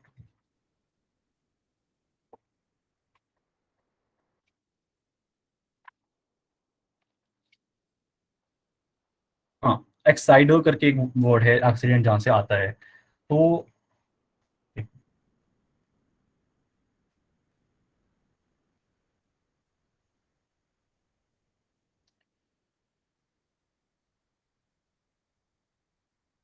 इस वर्ड का मतलब भी यही होता है कि एक सडन हैपनिंग, फॉल अपॉन, और ऐसी कोई चीज जो बाई चांस हो गई जिसको आप कभी एक्सपेक्ट ही नहीं कर रहे थे। एक्सीडेंट और मिसफॉर्च्यून, पहला एलिमेंट एक्सीडेंट में हम जब पढ़ते हैं तो पहला एलिमेंट ये हो जाता है। और ऐसे क्वेश्चंस आए हैं आपके एंट्रेंस लेवल पे भी कि एलिमेंट्स में से चीजें पूछ ली गई हैं कि यार अगर एक्सीडेंट का केस है तो ये चीजें क्या क्या चीजें कवर होनी चाहिए। तो उसमें एलिमेंट्स से क्वेश्चन पूछ लिए जाते हैं। तो आप एलिमेंट्स को पढ़िएगा रादर देन प्रोविजंस को याद करने के लिए। कभी भी हम लोग भी सेमेस्टर एग्जाम्स में प्रोविजंस नहीं लिखते हैं, एलिमेंट्स लिखते हैं उस प्रोविजंस के। तो पहला एलिमेंट तो ये हो गया एक्सीडेंट और मिसफॉर्च्यून, जो भी एक्ट हुआ है वो बिल्कुल बाई चांस हो गया है। दूसरा एलिमेंट ये होता है कि यार दूसरे उस बंदे का जिसने ये एक्ट किया है कोई क्रिमिनल इंटेंशन नहीं था। आप पूरे जनरल एक्सेप्शंस में ये चीज देखेंगे, विदाउट क्रिमिनल इंटेंशन और नॉलेज। नॉलेज एक अलग चीज होती है, क्रिमिनल इंटेंशन एक अलग चीज होती है। जब आप सेमेस्टर में आएंगे तो आप ये समझेंगे कि मेंस रिया कैसे डिवाइडेड है। आप मर्डर के टाइम पे ये चीज देखेंगे यार कि यहाँ तो 4 चीजों में बटा पटा है मेंस रिया। तो आप ये चीज मैं अभी नहीं जाऊंगा। क्रिमिनल इंटेंशन नहीं होना चाहिए और उसको बंदे को कोई नॉलेज भी नहीं होनी चाहिए कि यार मेरे इस एक्ट के साथ ऐसी चीज होने की संभावना है, ये चीज भी नहीं होनी चाहिए। क्योंकि मैंने जैसे एक्सीडेंट का एक बेसिक मीनिंग बताया कि वो बाई चांस हो गई है। तीसरा एलिमेंट जो है इसमें ये है कि मैं जो एक्ट कर रहा हूँ वो लीगल एक्ट है, लॉफुल एक्ट है, लीगल मैनर में कर रहा हूँ मैं उस चीज़ को, और लॉफुल मीन्स में मैं वो चीज़ कर रहा हूँ। लीगल एक्ट, अब जैसे अब मैं गाड़ी चला रहा हूँ बट वो एक लीगल एक्ट है, बट उसको मैं बहुत तेज चला रहा हूँ तो वो लॉफुल मैनर में नहीं हुआ। बेसिक ऐसी ही चीज़ें को हम ऐसे ही समझते हैं, एग्जाम्पल से ही समझते हैं, ज़्यादा डिप में जाने की चीज़ नहीं है। और तीसरी चीज़ जो बड़ी इंपॉर्टेंट है वो मैं उस एक्ट को करते टाइम पूरा प्रॉपर केयर एंड कॉशन के साथ कर रहा हूँ। तो ये 4 एलिमेंट्स हो गए हमारे एक्सीडेंट के टाइम पे। आप प्रोविज़न को भी पढ़ेंगे तब भी आपको यही 4 एलिमेंट्स दिखेंगे। वैसे आपको यही एलिमेंट्स याद करके ही अपना बेस बनाना है और उससे नहीं होगा।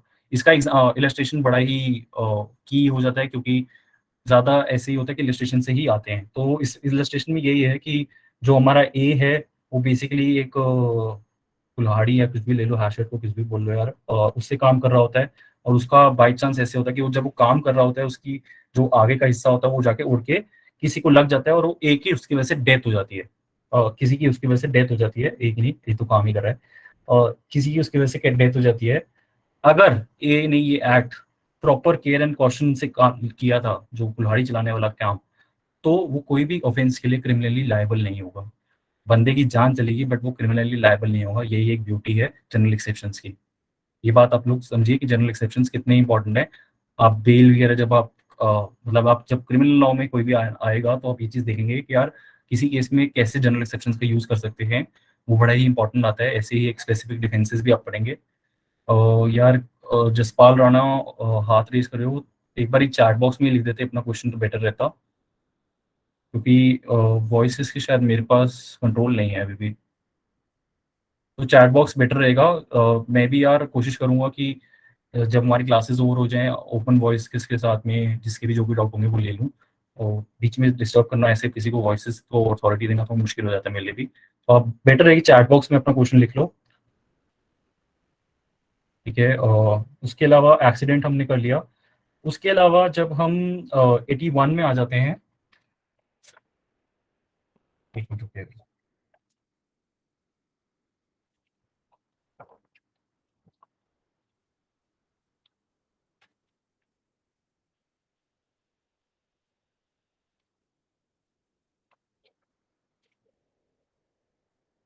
हाँ, उसके अलावा 81 में ना कॉन्सेप्ट आता है नेसेसिटी का। सेक्शन 81। एक मिनट में, एक मिनट मैं होल्ड कर रहा हूँ यार, और मेरे को नोटिफिकेशन आई।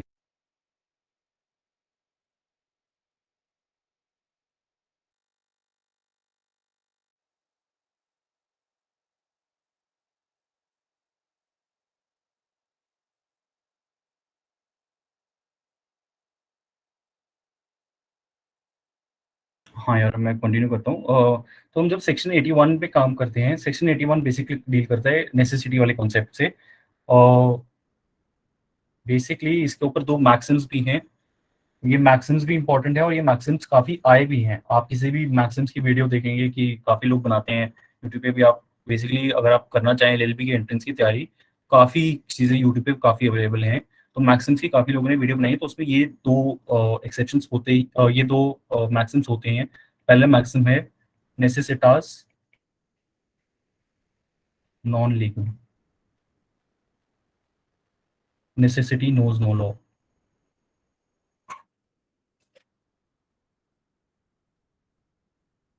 दूसरा एक्सेप्शन है, दूसरा मैक्सिम है नेसेसिटास विंसिट लीगल, नेसेसिटी ओवरकम लॉ।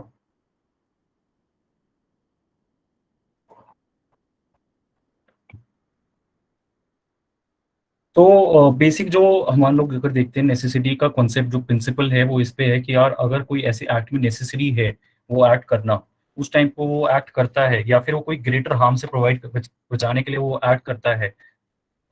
प्लीज ये मैक्सिम कोई लिख कर डाल दो अभी चैट बॉक्स में।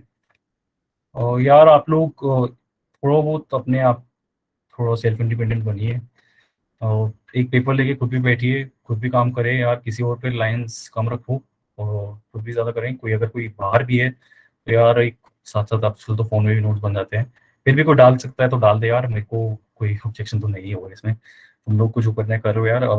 बाकी थोड़ा डिस्टर्ब हो जाती है यार इस लाइन अप। तो नेसेसिटास, तो ये 2 मैक्सिम्स हैं।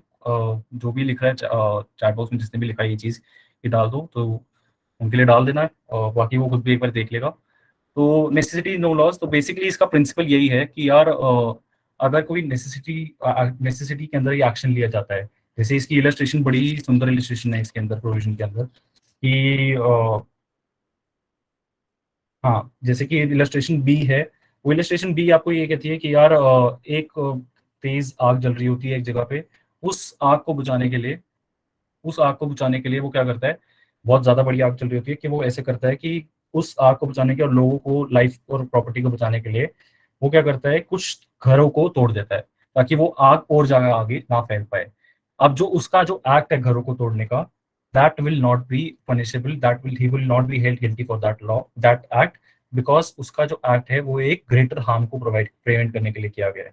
तो इसी से नेसेसिटी का कॉन्सेप्ट ही इसी से आता है, ये ग्रेटर हार्म से उससे ही आता है। अगर आप इसका जो हेडिंग भी पढ़ेंगे, हेडर भी पढ़ेंगे, section 81, act likely to cause harm but done without criminal intent and to prevent other harm. तो अगर आप इसमें देखेंगे, nothing is an offence merely by reason of its being done with the knowledge that it's likely to cause harm, if it be done without any criminal intention to cause harm and in good faith for the purpose of preventing or avoiding other harm to person and property।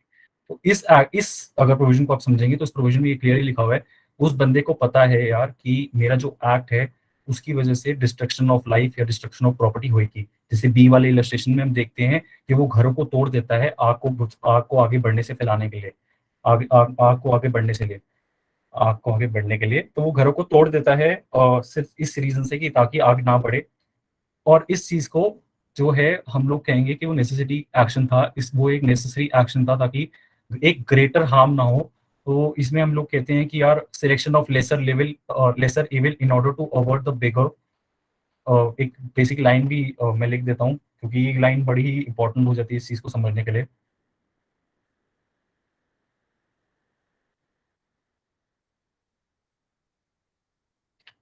Selection of lesser evil in order to avoid the bigger, then he is immune.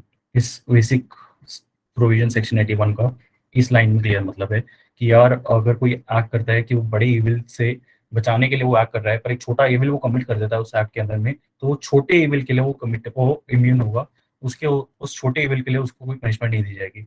इसकी illustration बड़ी ही अच्छी हैं। तो एक बार illustration ए भी मैं थोड़ा बहुत क्योंकि मैंने पहले पढ़ रखी है तो मेरे को थोड़ा बहुत पता है, मैं एक बार साथ साथ रीड नहीं कर रहा। इलस्ट्रेशन ए जो है एक बार आप खुद लोग, मैं ये कहूँगा यार बार बार ये चीज़ कि बेरा की इलस्ट्रेशन आपको खुद भी पढ़नी पड़ेंगी। मेरे यहाँ पे आपको एग्जांपल देने से आपको इतनी चीज़ें याद नहीं रहेंगी जितना आपको बेरा की खुद इलस्ट्रेशन पढ़ने से याद रहेंगी। तो बेरा की मैं आपको बता देता हूँ कि क्या है क्या नहीं है सिनेरियो। सिनेरियो इसमें यही था कि यार ए एक बंदा कैप्टन होता है वेसल का, वो अपना बोट चला रहा होता है और उसको पता होता है कि बी जिसमें 20-25 लोग हैं उसका एक्सीडेंट हो जाएगा, बी से वो पूरा प्रॉपर केयर एंड कॉशन से काम करता है। उसको दिखता है कि अगर वो बोट को टर्न कर देता है और वो बोट को टर्न करता है तो सी जो है जिसमें 2 या 3 लोग होते हैं उनकी डेथ की चांस है कि हो जाएगी, पर बी वाले जो लोग हैं वो बच जाएंगे। तो जो उसका जो उसका टर्न करने वाला एक्ट है उसके लिए वो क्रिमिनली लायबल नहीं होगा। ये बड़ा ही जैसे हॉब्सियन कॉन्सेप्ट है, बट हमारे लॉ के अंदर ये कॉन्सेप्ट दिया गया है। और इसके ऊपर मतलब साइकोलॉजी जो उनका भी होगा, ग्रेजुएशन में उन्होंने काफी डिस्कशन किया होगा इसके ऊपर। मेरा नहीं था बट मेरे को थोड़ा बहुत आइडिया है कि ऐसी चीज़ें साइकोलॉजी में है, क्योंकि काफ़ी न्यूज़ में भी एआई के रिलेटेड काफ़ी चीज़ें रह रही हैं, ये चीज़ें रह रही हैं कि नेसेसिटी प्रिंसिपल को कैसे डिसाइफर किया जाए। बेसिकली अब इसके बाद सेक्शन 81 के बाद मैं कोशिश थी कि यार मैं सीधा प्राइवेट डिफेंस पे आऊँ।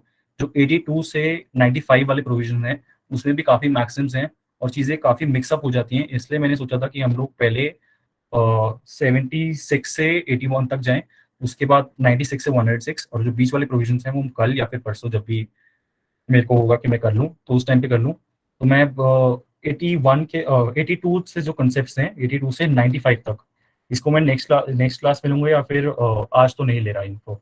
इसके बाद मैं 96 से शुरू कर रहा हूँ और ये 96 मेरे को पढ़ाने में मजा भी आता है क्योंकि यहाँ प्राइवेट डिफेंस में काफ़ी चीज़ें समझ आती हैं और काफ़ी चीज़ें मुझे भी लगता है यार ये चीज़ें हर एक को पता होनी चाहिए कि कोई लॉ कर रहा है नहीं कर रहा है, उसको पता होनी चाहिए कि यार प्राइवेट डिफेंस का एक्सरसाइज करने का राइट उसके पास है। और किसी को मैं यार मुझे नहीं पता कितना लंबा तुम्हारा स्ट्रेच रहा है बाकी क्लासेस में, मैंने कोई फॉलो अप नहीं किया है, तो किसी को लगे कि यार काफ़ी 81 का मैक्सिम यार मैंने ये मैक्सिम दोनों नेसेसिटास नॉन लीगम और नेसेसिटास विंसेंट लीगम, यही हैं। बाकी अगर यार यहाँ से कुछ हैंडराइटिंग में क्लियर नहीं हो रहा, बेसिक गूगल सर्च डालोगे तो तब भी आ ही जाएंगे, चाहे स्पेलिंग गलत भी हो जाए। और तुम लोगों को स्पेलिंग नहीं लिखनी है वहाँ पे, तुम लोगों को सिर्फ याद रखना है कि अच्छा ऐसे ऐसे वर्ड्स बन रहे हैं, तो हम लोगों को ये टिक करना है। तो ये एक ब्यूटीफुल बात है तुम लोगों के टाइम पे। हम लोगों को उस टाइम पे, हम लोगों को जब अपना सेमेस्टर एग्जाम देना था, तब हमें याद रखनी पड़ी थी इनकी स्पेलिंग वगैरह सब कुछ।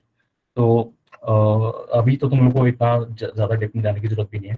तुम लोगों को सिर्फ जब मैक्सिम्स का थोड़ा बहुत पता होना चाहिए कि अच्छा ऐसे आ रहा है तो हम ऐसे कर लेंगे। और बाकी मैं ये कह रहा था कि यार मुझे नहीं पता कि तुम्हारी क्लासेस बाकी कितनी लंबी हुई हैं कितनी लंबी नहीं हुई हैं। किसी को लगे कि यार काफ़ी लंबा स्ट्रेच हो गया है या कुछ भी है तो मेरे को बोल लेना कि यार सर हम बात, सर मत बोलना, एक तो यार मैं किसी का सर नहीं हूँ, तुम्हारा सिर्फ सीनियर ही हूँ मैं, ये मैं तुम्हें बहुत क्लियरली बता रहा हूँ। नाम से तुम मेरे को बुला लो यार, मैं तुम्हारा सीनियर हूँ। तुम लोग आओगे तो शायद थर्ड ईयर में आ गया होंगे बस। तो तुम तब भी मेरे को कोई एडवाइस चाहिए हो तो तुम नॉर्मली आ जाना, कोई सर मत बोलना प्लीज़। ठीक है, मैं कंटिन्यू करता हूँ। 96 से हम शुरू करेंगे, 106 तक जाएंगे। भाई भी चलेगा तो किसान भी चलेगा, नॉर्मली ये ठीक है। सर तो मत बस मत करना, क्योंकि टीचर्स वगैरह के साथ सर ठीक लगता है, मेरे साथ तो नहीं। तो बेसिकली 96 से सेक्शन 96 से 106 तक आपकी राइट टू प्राइवेट डिफेंस है। और ये मज़ेदार का खेल है, ये खेल आता ही आता है। हम लोग के प्रोफेसर हैं सौरभ सर, हमारे को क्राइम पढ़ाते थे सेमेस्टर 1 में। वो हर चीज़ में ऐसे बोलते थे कि ये मज़ेदार खेल है। और उस टाइम पे वेस्ट बंगाल इलेक्शन भी थे तो वो खेला होकर काफ़ी चल रहा था। तो उस टाइम पे हम लोग को मज़ा आता था, क्योंकि वो बोलते थे कि यहाँ एक मज़ेदार खेल है, इस खेल को हम समझते हैं क्या है। तो प्राइवेट डिफेंस को हम आते हैं, तो सबसे पहले जो प्रोविजन आता है सेक्शन 96 आता है। सेक्शन 96 आपका जनरल प्रोविजन है। एक मिनट रुकिए।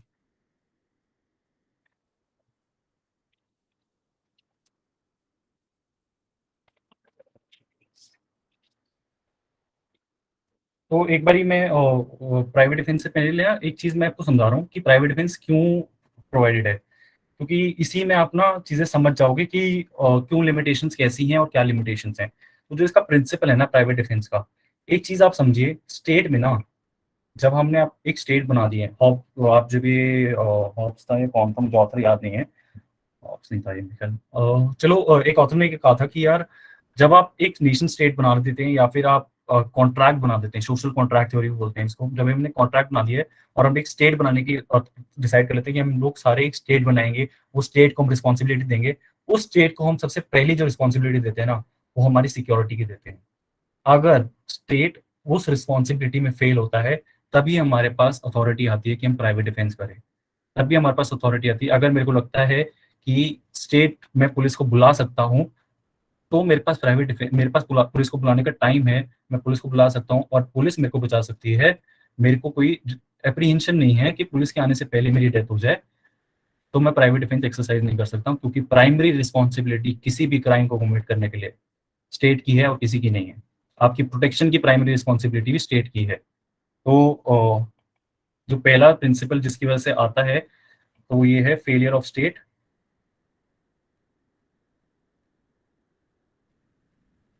To perform its duty, first duty. अगर इसमें फेलियर होता है तभी आपके पास प्राइवेट डिफेंस आता है, नहीं तो नहीं आता है। लॉ आपको तभी राइट देता है किसी की लाइफ लेने का या किसी की को इंजरी करने का, जब ये स्टेट अपनी रिस्पॉन्सिबिलिटी। दूसरा जो इसकी वजह से ये आता है प्रिंसिपल, कि राइट टू प्राइवेट डिफेंस हमें इसलिए दिया जाता है, self preservation. Preservation, self preservation. तो इसमें एक चीज को याद रखना है कि हमें अपनी जान बचाने के लिए ये राइट दिया गया है। हम इसमें कोई एक्सेस फोर्स यूज नहीं कर सकते। अगर कोई मेरे को थप्पड़ मार रहा है तो ये नहीं कि जाके मैं उसको चक्कू मार दूं। ये चीज आप क्लियर रखिएगा अपने माइंड में, क्योंकि ऐसे क्वेश्चंस आ जाते हैं इलस्ट्रेशन से कि भैया ऐसा चीज हुआ तो उसके पास क्या राइट है। और आप जब अपने सेमेस्टर एग्जाम्स में आएंगे तो आपको ये चीज बहुत मजेदार से आएगी, क्योंकि इसमें एक गोल्डन स्केल प्रिंसिपल आप सेमेस्टर्स में आएंगे तो आप काफी चीजें पढ़ेंगे इसके अंदर की। सेल्फ प्रिजर्वेशन कहाँ तक लिमिट है, कहाँ तक आपकी फोर्स एक्सेसिव हो जाती है, उसके बाद मर्डर में आप कैसे जाते हैं, तो आप ये चीजें बाद में करेंगे। तो थैंक यू यार। तो सेल्फ प्रिजर्वेशन के पर्पज से आपको ये राइट दिया जाता है, जो राइट टू प्राइवेट डिफेंस है। तो आप ये चीज भी क्लियरली, क्योंकि हम लोग जब प्रोविजंस पढ़ेंगे ना, आपको प्रोविजंस में ये प्रिंसिपल्स दिख जाएंगे। तीसरा जो है इसका एक सोशल पर्पस होता है। सोशल पर्पस ये होता है कि यार इसमें बेसिकली हम दो फोर्सेस के अगेंस्ट बात करते हैं कि डिफरेंस, एक इविल फोर्सेस हमारी सोसाइटी में और एक गुड फोर्सेस।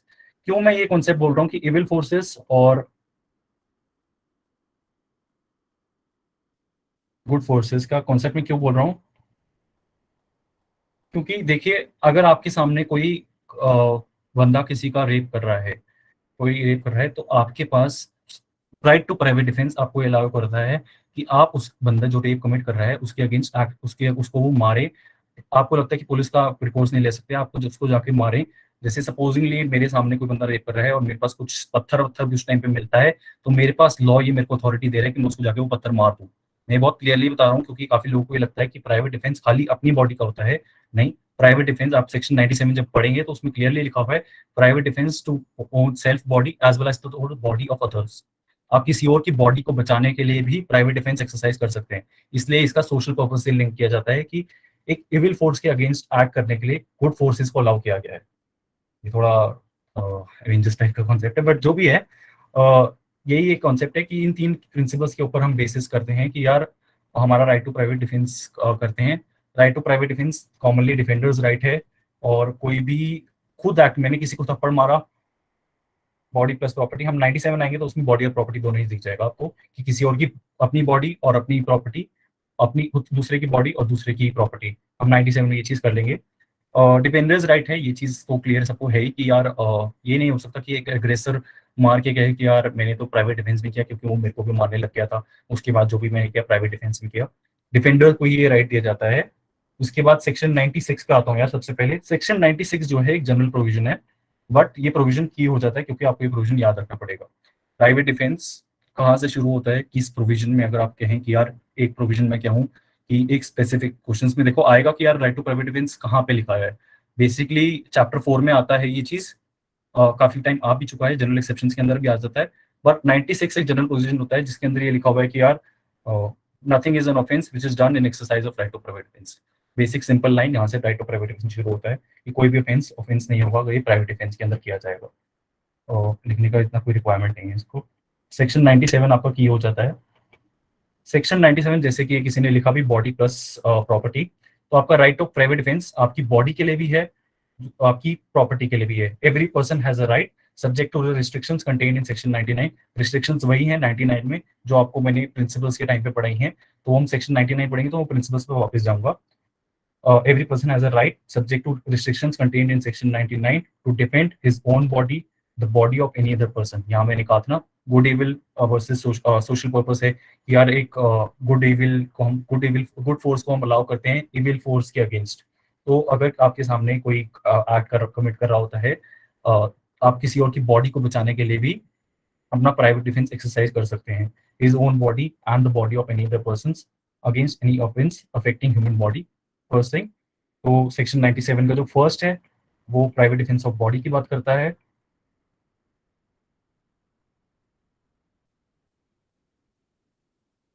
इसमें बॉडी, एक चीज याद रखिएगा, अपनी सेल्फ की body as well as the body of other. तो क्योंकि ये लास्ट ईयर क्वेश्चन आया भी, अगर आप लास्ट ईयर का क्वेश्चन पेपर उठाएंगे तो उसमें दिखेगा कि प्राइवेट डिफेंस किस किस के अगेंस्ट है, जिसके अंदर क्वेश्चन आया सेल्फ एंड अदर करके ऑप्शन भी आया था। कुछ लोगों ने सेल्फ कर दिया हो तो वो गलत होगा, क्योंकि सेल्फ एंड अदर के ऊपर है ये। दूसरी चीज, प्राइवेट डिफेंस ऑफ प्रॉपर्टी है, तब दोनों ही चीजों के अंदर अवेलेबल है। आपकी कोई गाड़ी चोरी कर रहा है आपके सामने, तो आपके पास अथॉरिटी है कि आप एक्ट कर सकें, उसको गाड़ी चोरी करते हुए बचा सकें, उसको रोक सकें गाड़ी को चोरी ना करे।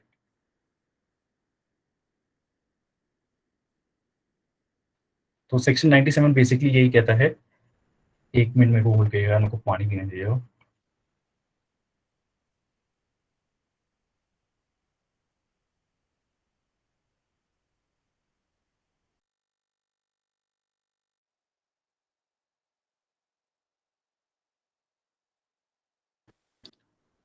सेक्शन 98 जो है, 97 सबको क्लियर है। इसमें मैं क्लियरली पूछ रहा हूँ यार, किसी को भी कोई क्लैरिटी ना हो तो पूछ लेना, क्योंकि आते हैं यार प्राइवेट डिफेंस से क्वेश्चंस। मैंने काफी देखे हैं, और मैंने भी जब अपनी तैयारी करी थी, आई मेड श्योर कि मैं इसको अच्छे से करूं, क्योंकि इससे क्वेश्चंस मैंने देखे हैं और लास्ट ईयर भी आया है। मैंने जब एंट्रेंस दिया था 2020 में भी आया है इस पे क्वेश्चन। और यहीं पे खेलते हैं क्योंकि यार बेसिकली आप एक बात समझिए समझिए कि यार वो लोग आपसे एक्सपेक्ट नहीं कर रहे हैं कि आपको पूरा लॉ पता होगा। वो लोग आपसे ये एक्सपेक्ट कर रहे हैं कि आपको बेसिक लॉ पता होगा। और बेसिक लॉ यही है कि आपको पता है कि यार प्राइवेट डिफेंस आपके पास है और एक्सेस प्राइवेट डिफेंस आपके पास है। यही एक आपका बेसिक लॉ है। तो बेसिक लॉ की उम्मीद है और वही बेसिक लॉ में यही सबसे इम्पोर्टेंट आता है। तो प्राइवेट और आप लोग, मुझे नहीं पता कि कोई यूट्यूब पे कितना एक्टिव है। फैज़ान मुस्तफ़ा, डॉक्टर फैज़ान मुस्तफ़ा, एनएलयू हैदराबाद के। यार 97 और 96 में डिफरेंस ये नहीं, ऐसे कुछ नहीं है। 96 और 97 में ऐसे कोई डिफरेंस नहीं है। 96 एक जनरल प्रोविजन है जो आपको कहता है कि प्राइवेट डिफेंस है, ठीक है? और 97 जो है ना, वो कहता है कि यार ये जो आपका प्राइवेट डिफेंस जो 96 में दिया गया है ना, वो प्राइवेट डिफेंस आपका बॉडी के लिए भी है, आपका पर्सन के लिए भी है। तो इसमें ऐसा कुछ है नहीं कि 96 और 97 में कोई डिफरेंस हो। और जब आप अ, जब चार्जशीट जब जब आप केसेस देखते हैं ना, इन सब के केसेस, तो आप मेंशन कर देते हैं 96 और 97 को, दोनों को। क्योंकि 96 ने आपको दिया, 97 ने बता दिया कि यार प्रॉपर्टी का भी है, उसका भी है। ने हाँ, 97 में थोड़ा स्पेसिफाई करते हैं, बिल्कुल। पीटीएम प्राइवेट डिफरेंस यार, शुभम मेरे को तेरा क्वेश्चन समझ नहीं आया। प्राइवेट डिफरेंस एम किस प्रॉपर्टी होती है? एक बार ये रिपीट कर दियो यार शुभम, जो भी तेरा क्वेश्चन हुआ, मेरे थोड़ा क्लियर नहीं हुआ वो क्वेश्चन। बाकी 98 पे आता हूँ यार। 98 बेसिकली ये कहता है कि कुछ केसेस हैं जैसे जहाँ पे जनरल एक्सेप्शंस एप्लीकेबल हैं। तो जैसे हम लोग देखते हैं कि यार हमारी जो जनरल एक्सेप्शन है वो सेक्शन 82 के टाइम पे भी एप्लीकेबल है। तो सपोजिंगली कोई अनसाउंड माइंड का बंदा मेरे अगेंस्ट कोई एक्ट करने लग जाता है, वो मेरे को मारने लग जाता है, तो मेरे पास जो प्राइवेट डिफेंस है वो सेम प्राइवेट डिफेंस होगा। यार जो मैं बता रहा हूँ कि एक बार क्वेश्चंस मैं आंसर कर देता हूँ 96 और 98 के पहले, 96 और 97 को, उसके बाद 98 पे मूव करता हूँ। प्राइवेट डिफेंस में यार 100 सेक्शन 100 याद रखना पड़ेगा आपको, क्योंकि वो private defence extended to death है। तो वो आपको याद करना पड़ेगा कि किस सिनेरियो में क्या है, सेक्शन उसका भी याद रखना पड़ेगा। सेक्शन 96 में आपको डिस्कस कर चुका हूँ, याद रखना पड़ेगा। उसके अलावा तो नहीं करना पड़ेगा। और 96 से 106 तो आप जब जाओगे ना, तो आपको लगेगा कि यार इतनी छोटी छोटी चीजें हैं, तो इसको याद करने की इतनी रिक्वायरमेंट बनती भी नहीं है। तो 96 आप फिर भी याद रखना, 100 आप फिर भी याद रखना। और इसके अलावा तो नहीं याद करना। सेक्शंस किसी के भी यार मैं कहूँगा याद मत रखो, क्योंकि सेक्शंस तुम याद रखने बैठोगे तो तुम थोड़ा कंफ्यूज भी हो जाओगे। अब तुम लोग कॉन्ट्रैक्ट एक्ट भी कर रहे हो, उसके सेक्शन 2 आता ही है उसमें। कॉन्ट्रैक्ट एक्ट में की तो ऐसे सिंपली सिंपली आ भी चुका है कि यार कहाँ पे क्या डिफाइंड है। तो ज़्यादातर कॉन्ट्रैक्ट एक्ट भी लोग पूछ लेते हैं। आईपीसी में सेक्शंस कम पूछते हैं, कुछ सेक्शंस पूछ लेते हैं जो न्यूज़ में रहे होते हैं, जैसे मैं तुमने को बता दिया है कि यार मेरे को तो एक्सपेक्टेशन है कि यार सेडिशन पे क्वेश्चन आना ही चाहिए इस साल। 124 है, किसी को नहीं पता होगा तो वो क्यों ही देने आया है entrance.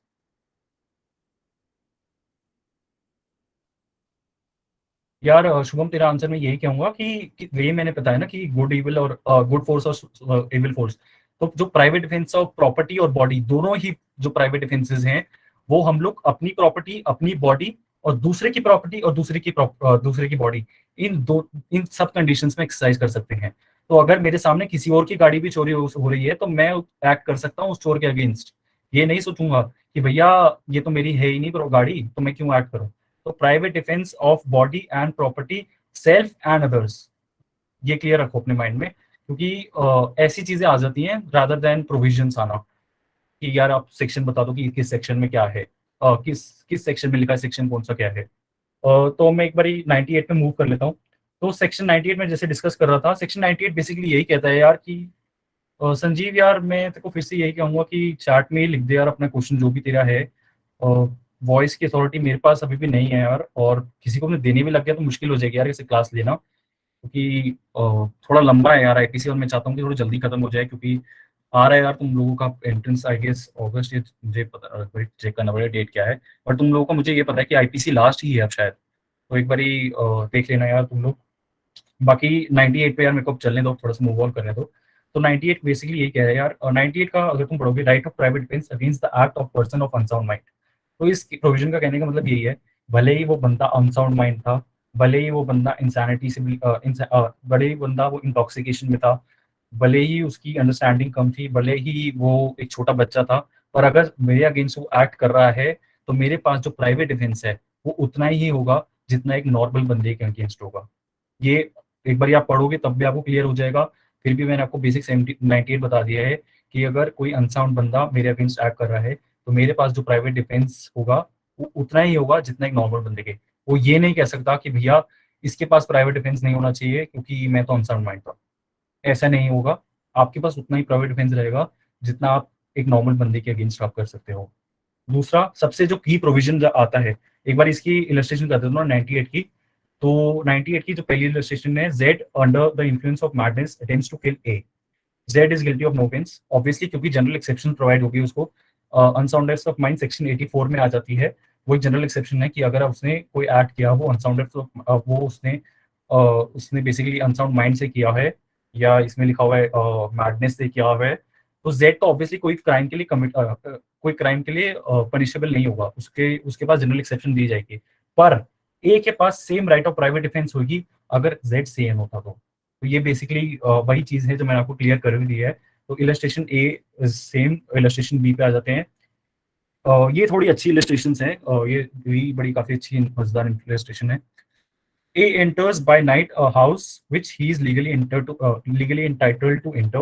Z in good faith, taking A for a house break, attacks E. अब इसमें क्या है, Z का जो एक्ट है वो हम लोग जो सेक्शन 96 और 97 और 90 जो हमने सेक्शन 76 और 79 मिस्टेक ऑफ फैक्ट की हमने जो बात की है, तो जो Z का वो जो एक्ट कर रहा है ना, जो Z in good faith taking A for a house breaker attacks A, जो ये एक्ट उसने किया है वो ये समझ रहा है कि वो जस्टिफाइबल बाय लॉ है, इसलिए जेड जो एक्ट कर रहा है वो कोई भी क्रिमिनल एक्ट नहीं कर रहा है। तो here Z by attacking A under misconception commits no offence. Clear, मैंने आपको बता दिया कि ये 79 की एक बड़ी ही अच्छी चीज है कि 79 की बड़ी अच्छी इलस्ट्रेशन यहाँ से भी आ जाती है। But A has the same right of private defence against Z which he would have if Z were not under such misconception. तो बेसिक वही मतलब है कि यार जो भी ऐड किया है, तो इसमें जो चीजें याद करनी है वो युद्ध किस किस सिचुएशन में दिया गया है याद नहीं करनी है बेसिकली यार। हम लोग ये करेंगे ये सब युद्ध का बेसिक सेक्शन 82 में हम जाएंगे, डॉलर इनकम टैक्स करेंगे ही हम लोग। उसके अलावा मैच्योरिटी ऑफ अंडरस्टैंडिंग और ये सब जो है ये आपका सेक्शन 83 में है। उसके बाद जो है आपका सेक्शन 84 है अनसाउंडनेस ऑफ माइंड और इंटॉक्सिकेशन।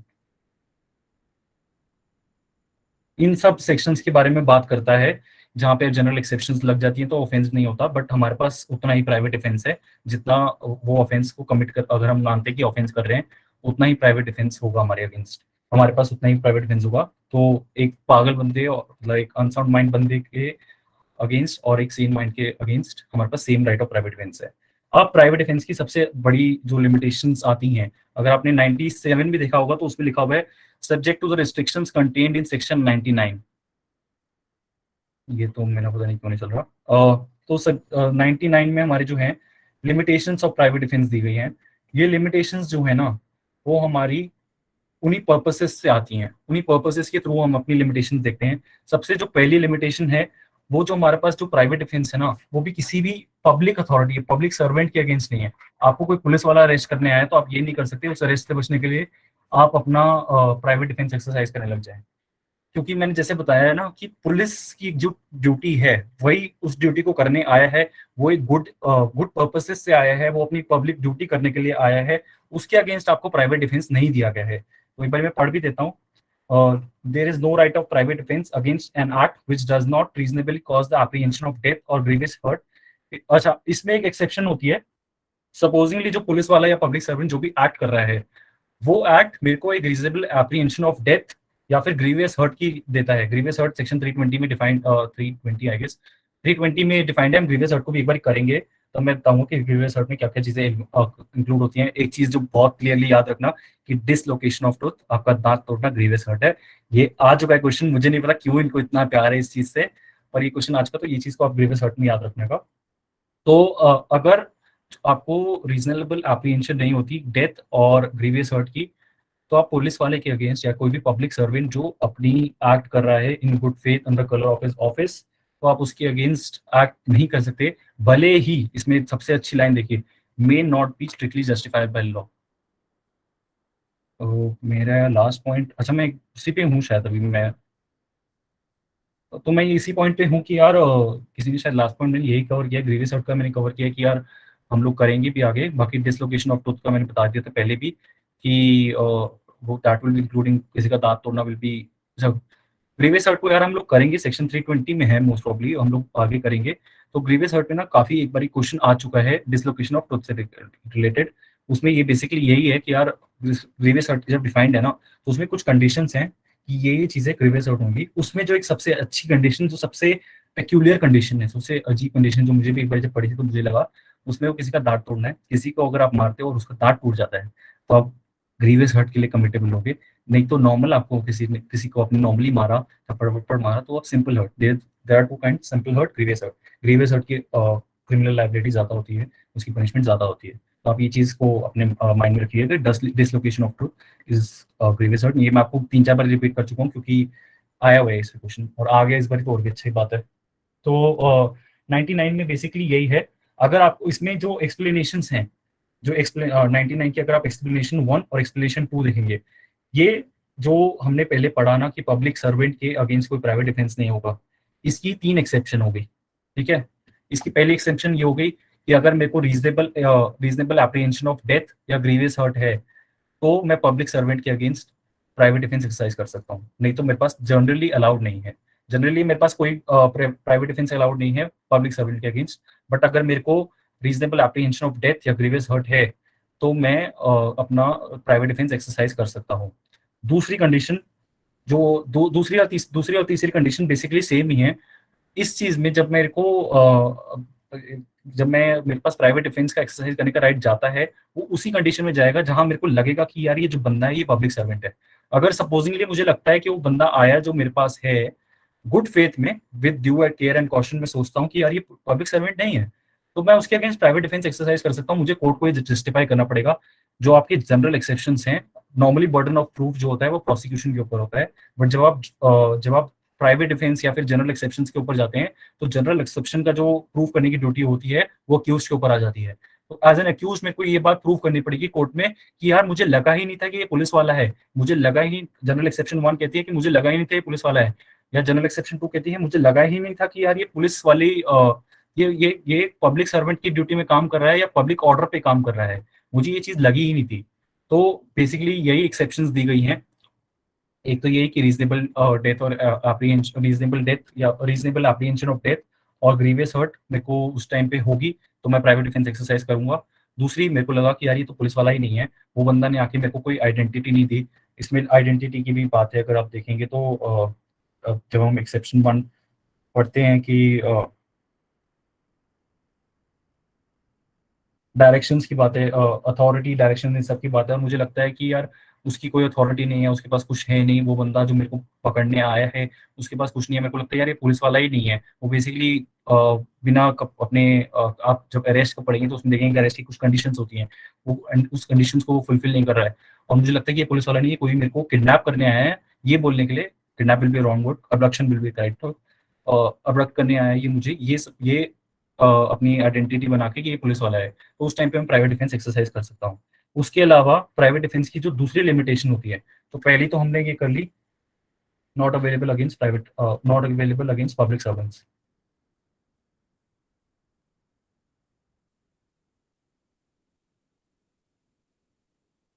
तो ये पहली लिमिटेशन है हमारी प्राइवेट डिफेंस की। जो दूसरी बड़ी लिमिटेशन है वो ये है कि यार अगर मेरे पास, जैसे हम लोगों ने पहले भी डिस्कस किया था कि स्टेट के पास अथॉरिटी होती है आपकी प्रोटेक्शन करने की। अगर मेरे पास टाइम है पुलिस वाले को बुलाने का, तो मेरे पास अगर मेरे पास टाइम है पुलिस वाले को बुलाने का, तो मैं प्राइवेट डिफेंस एक्सरसाइज नहीं कर सकता। अगर मुझे दिखता है कि मेरी कोई गाड़ी चोरी कर रहा है, ये नहीं कि अगर मेरे को लगता है कि यार उसको टाइम है कुछ भी एक्ट करने में, मैं मेरे को लगता है कि मैं पुलिस को बुला के उस एक्ट को रोक सकता हूँ, तो मैं डायरेक्टली नहीं जाऊंगा, मैं प्राइवेट डिफेंस एक्सरसाइज नहीं करूंगा। मेरे घर के अंदर चोरी हो रही है, मेरे को दिख रहा है कि यार ये चोर अभी मेरे घर में बैठा हुआ है, मैं पुलिस को फोन करूंगा पहले। मुझे लगा कि अगर पुलिस आने से पहले वो भाग जाएगा तभी मैं जाके प्राइवेट डिफेंस एक्सरसाइज करूंगा।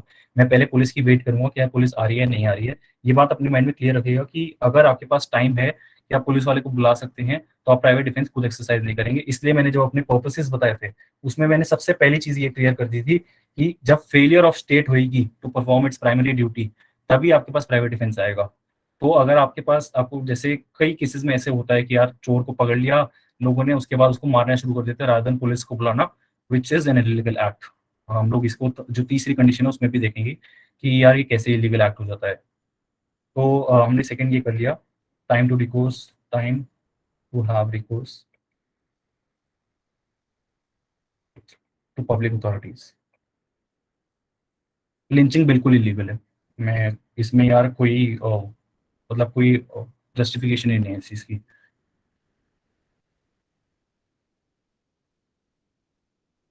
तीसरी चीज लिंचिंग से ही रिलेटेड, जो लिंचिंग की बात हुई, तो देखो आप जैसे अब यहाँ पे पढ़ोगे extend to which the right may be exercise, जिसमें क्लियरली लिखा हुआ है nowhere extends to inflicting more harm than it is necessary to inflict for the purpose of defence.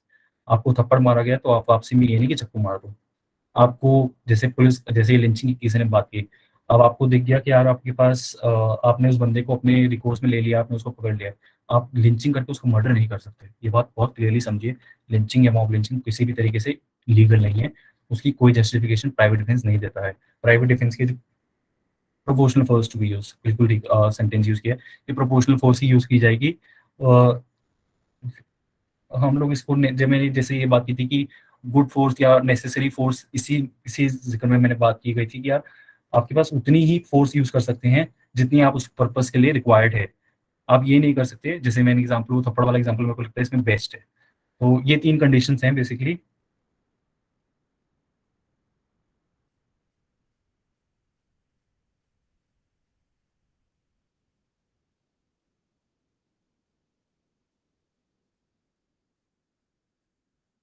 तो ये तीन कंडीशन है। पहली, not available against public servant. दूसरी, time to have recourse to public authorities. Police वाले को आपको बुलाने का टाइम है तो आप प्राइवेट डिफेंस खुद एक्सरसाइज नहीं करेंगे। स्टेट के फेलियर के बाद ही प्राइवेट डिफेंस आता है। तीसरी चीज, not inflicting more harm then necessary. थप्पड़ के रिप्लाई में एक थप्पड़ ही आ सकता है। ये नहीं है कि भैया, और थप्पड़ के टाइम पे भी अगर आपको लगता है पुलिस को बुलाने का मौका है तो पुलिस को बुला के उसके केस के अगेंस्ट उसके अगेंस्ट रजिस्टर केस करिए, रादर देन खुद एक देखिए प्राइवेट डिफेंस में आपको बदला लेने की अथॉरिटी नहीं दी जाती है। आप ये नहीं कह सकते यार कि बदले लेने बैठ गए आप लोगों से प्राइवेट डिफेंस एक्सरसाइज करते टाइम। सीधी बात है, थर्ड में आपको मना कर दिया एक्सेप्शन थ्री, जो इसकी प्राइवेट डिफेंस की तीसरी लिमिटेशन है, वो आपको मना कर दी है कि आप प्राइवेट डिफेंस पे बदले नहीं ले सकते। अगर जैसे सपोजिंगली कोई बुरा एक्ट होता है किसी के अगेंस्ट और वो एक्ट रुक जाता है, या आपको लगता है, जैसे आप इसमें हम लोग जब 101 की बात करेंगे ना, तो उसमें कमेंसमेंट और एंड की बात हम करते हैं, तो उसमें भी एक लिमिटेशन आ जाती है कि यार जब एक्ट ही खत्म हो चुका है, अगर जैसे सपोजिंगली मेरे आगे किसी का रेप हो रहा था पर वो रेप का एक्ट ही खत्म हो चुका है, तो उस टाइम पे मेरे पास प्राइवेट डिफेंस का एक्ट नहीं होगा। तो ये चौथी लिमिटेशन है, वो हम आगे करेंगे। मैं यार 99 पे अभी रोक रहा हूँ क्योंकि मेरे को लगता है 1.5 घंटा हो चुका है शायद क्लास को। थोड़ा सा तुम लोग भी थोड़ा ओवरडोज हो चुका होगा तुम लोगों का। अब तक का जिसका भी जो भी क्वेश्चन है जो हमने किए हैं, हमने आज किया है 76 टू 81।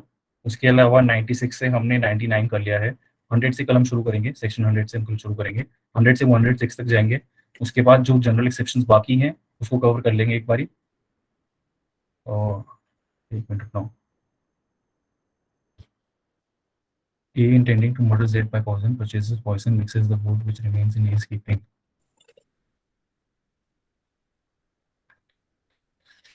वाह यार, ट्रांसफर ऑफ मैलिस का कॉन्सेप्ट आ जाता है इसमें। यही है ना शायद, इसी से रिलेटेड है ना। हाँ अच्छा, किसी ने लिख दी दिया श्रेष्ठ को। ये सेक्शन 301 में दिया गया है किसी कहाँ गया वो क्वेश्चन। तो बेसिकली मर्डर का ही ऑफेंस आएगा इसमें। और ट्रांसफर ऑफ मैलिस 301, हाँ। इसका यार मैं इसलिए कह रहा था कि मर्डर में ज़्यादा मत जाना। तो यही एक कॉन्सेप्ट था जो मर्डर में अगर मैं अभी डिस्कस करता आपसे, तो ट्रांसफर ऑफ मैलिस का ही कॉन्सेप्ट में डिस्कस करता। जब हम करेंगे तो कराऊंगा यार एक बारी मैं वापस। ये इलस्ट्रेशन बेसिकली आप एक केस आता है एम्पर का, कौन सा केस आता है मुझे याद नहीं आ रहा। हलवा केस जिसको हम कॉमनली कहते हैं। हम केस मैट में आपको जब आओगे तो आप केस मैट में ये जब कॉन्सेप्ट पढ़ोगे तो दिखेगा कि एक हलवा वाला केस होता है जिसमें वो हलवा किसी और के लिए मारने के लिए देता है पर वो हलवा कोई और खा लेता है, तो वो मर्डर के लिए फिर भी लाइबल होगा क्योंकि ट्रांसफर ऑफ मैलिस का एक कॉन्सेप्ट है। और जिसके अंदर उसकी जो मैलिस है वो ट्रांसफर हो चुकी है बी के मर्डर के लिए। सपोजिंगली ए को वो मारना चाहता था, ए को हलवा दिया, बट ए ने कंज्यूम करने की जगह वो हलवा रख दिया और बी ने जाके उसको कंज्यूम कर लिया, तो वो बी के मर्डर के लिए लाइबल होगा क्योंकि ट्रांसफर ऑफ मैलिस का कंसेप्ट एप्लीकेबल होगा। उसका जो मैलिस ए के अगेंस्ट था वो ट्रांसफर हो गया है बी के अगेंस्ट। तो हम लोग इस पे जब हम एक बार मर्डर करूंगा तो मैं एक बार डिस्कस कर लूंगा। अभी आज जितना भी हुआ है उसके ऊपर किसी को कोई डाउट है तो एक बार पूछ लो यार। 2 मिनट का मैं रख लेता हूँ कि 2 मिनट में कॉल पे रह लेता हूँ। उसके बाद मैं कॉल डिस्कनेक्ट कर दूंगा। बाकी वॉइस का मुझे नहीं पता कि यार मैं वॉइस कैसे दे सकता हूँ, और एक बारी किसी को भी कुछ हो तो देख लेना। वॉइस ऑन कर दी है मैंने सबकी। वॉइस ऑन कर लिए, चलो ठीक है, जिसका भी कोई क्वेश्चन हो पूछ सकते हैं, मेरे को कोई ऑब्जेक्शन नहीं है, 2 मिनट का ही टाइम, और जिसको भी पूछना है। Excuse me. हाँ, या Uh, in section 301 IPC, is it transgression of malice or it is transfer of malice? Transfer of knowledge, There is transfer nothing of, like that. There is nothing like यार transgression of malice. यार मेरे को नहीं याद आ रहा, क्योंकि मेरे को भी काफी टाइम हो चुका, पर ट्रांसग्रेशन ऑफ लाइफ मैंने नहीं पढ़ा है, एक बार मैं वापस चेक कर लूंगा। बट मेरे को नहीं याद, मेरे को भी याद है कि ट्रांसफर ऑफ मेलाइज, क्योंकि सेमेस्टर 1 के बाद सेमेस्टर 4 आ चुका है मेरा, तो मेरे को एक बार सारा वापस एक बार साथ साथ इस ट्रांसफर हो लिया। हाँ, मेरे को भी यही याद है कि transfer of malice, transgression of malice मैं पहली बार ही देख रहा हूँ कि ट्रांसग्रेशन ऑफ मेलाइज कहीं लिखा हो, transfer of malice 301। There is और a बेसिकली जब comment आपके पास आएगा तो about 301 आपको याद रखना है, जो भी इस क्लास में एक बार सुन लेना, 301 आपको याद रखना है, क्योंकि आता है ये कि ट्रांसफर ऑफ मेलाइज कौन से सेक्शन में है, तो सेक्शन 301 में है।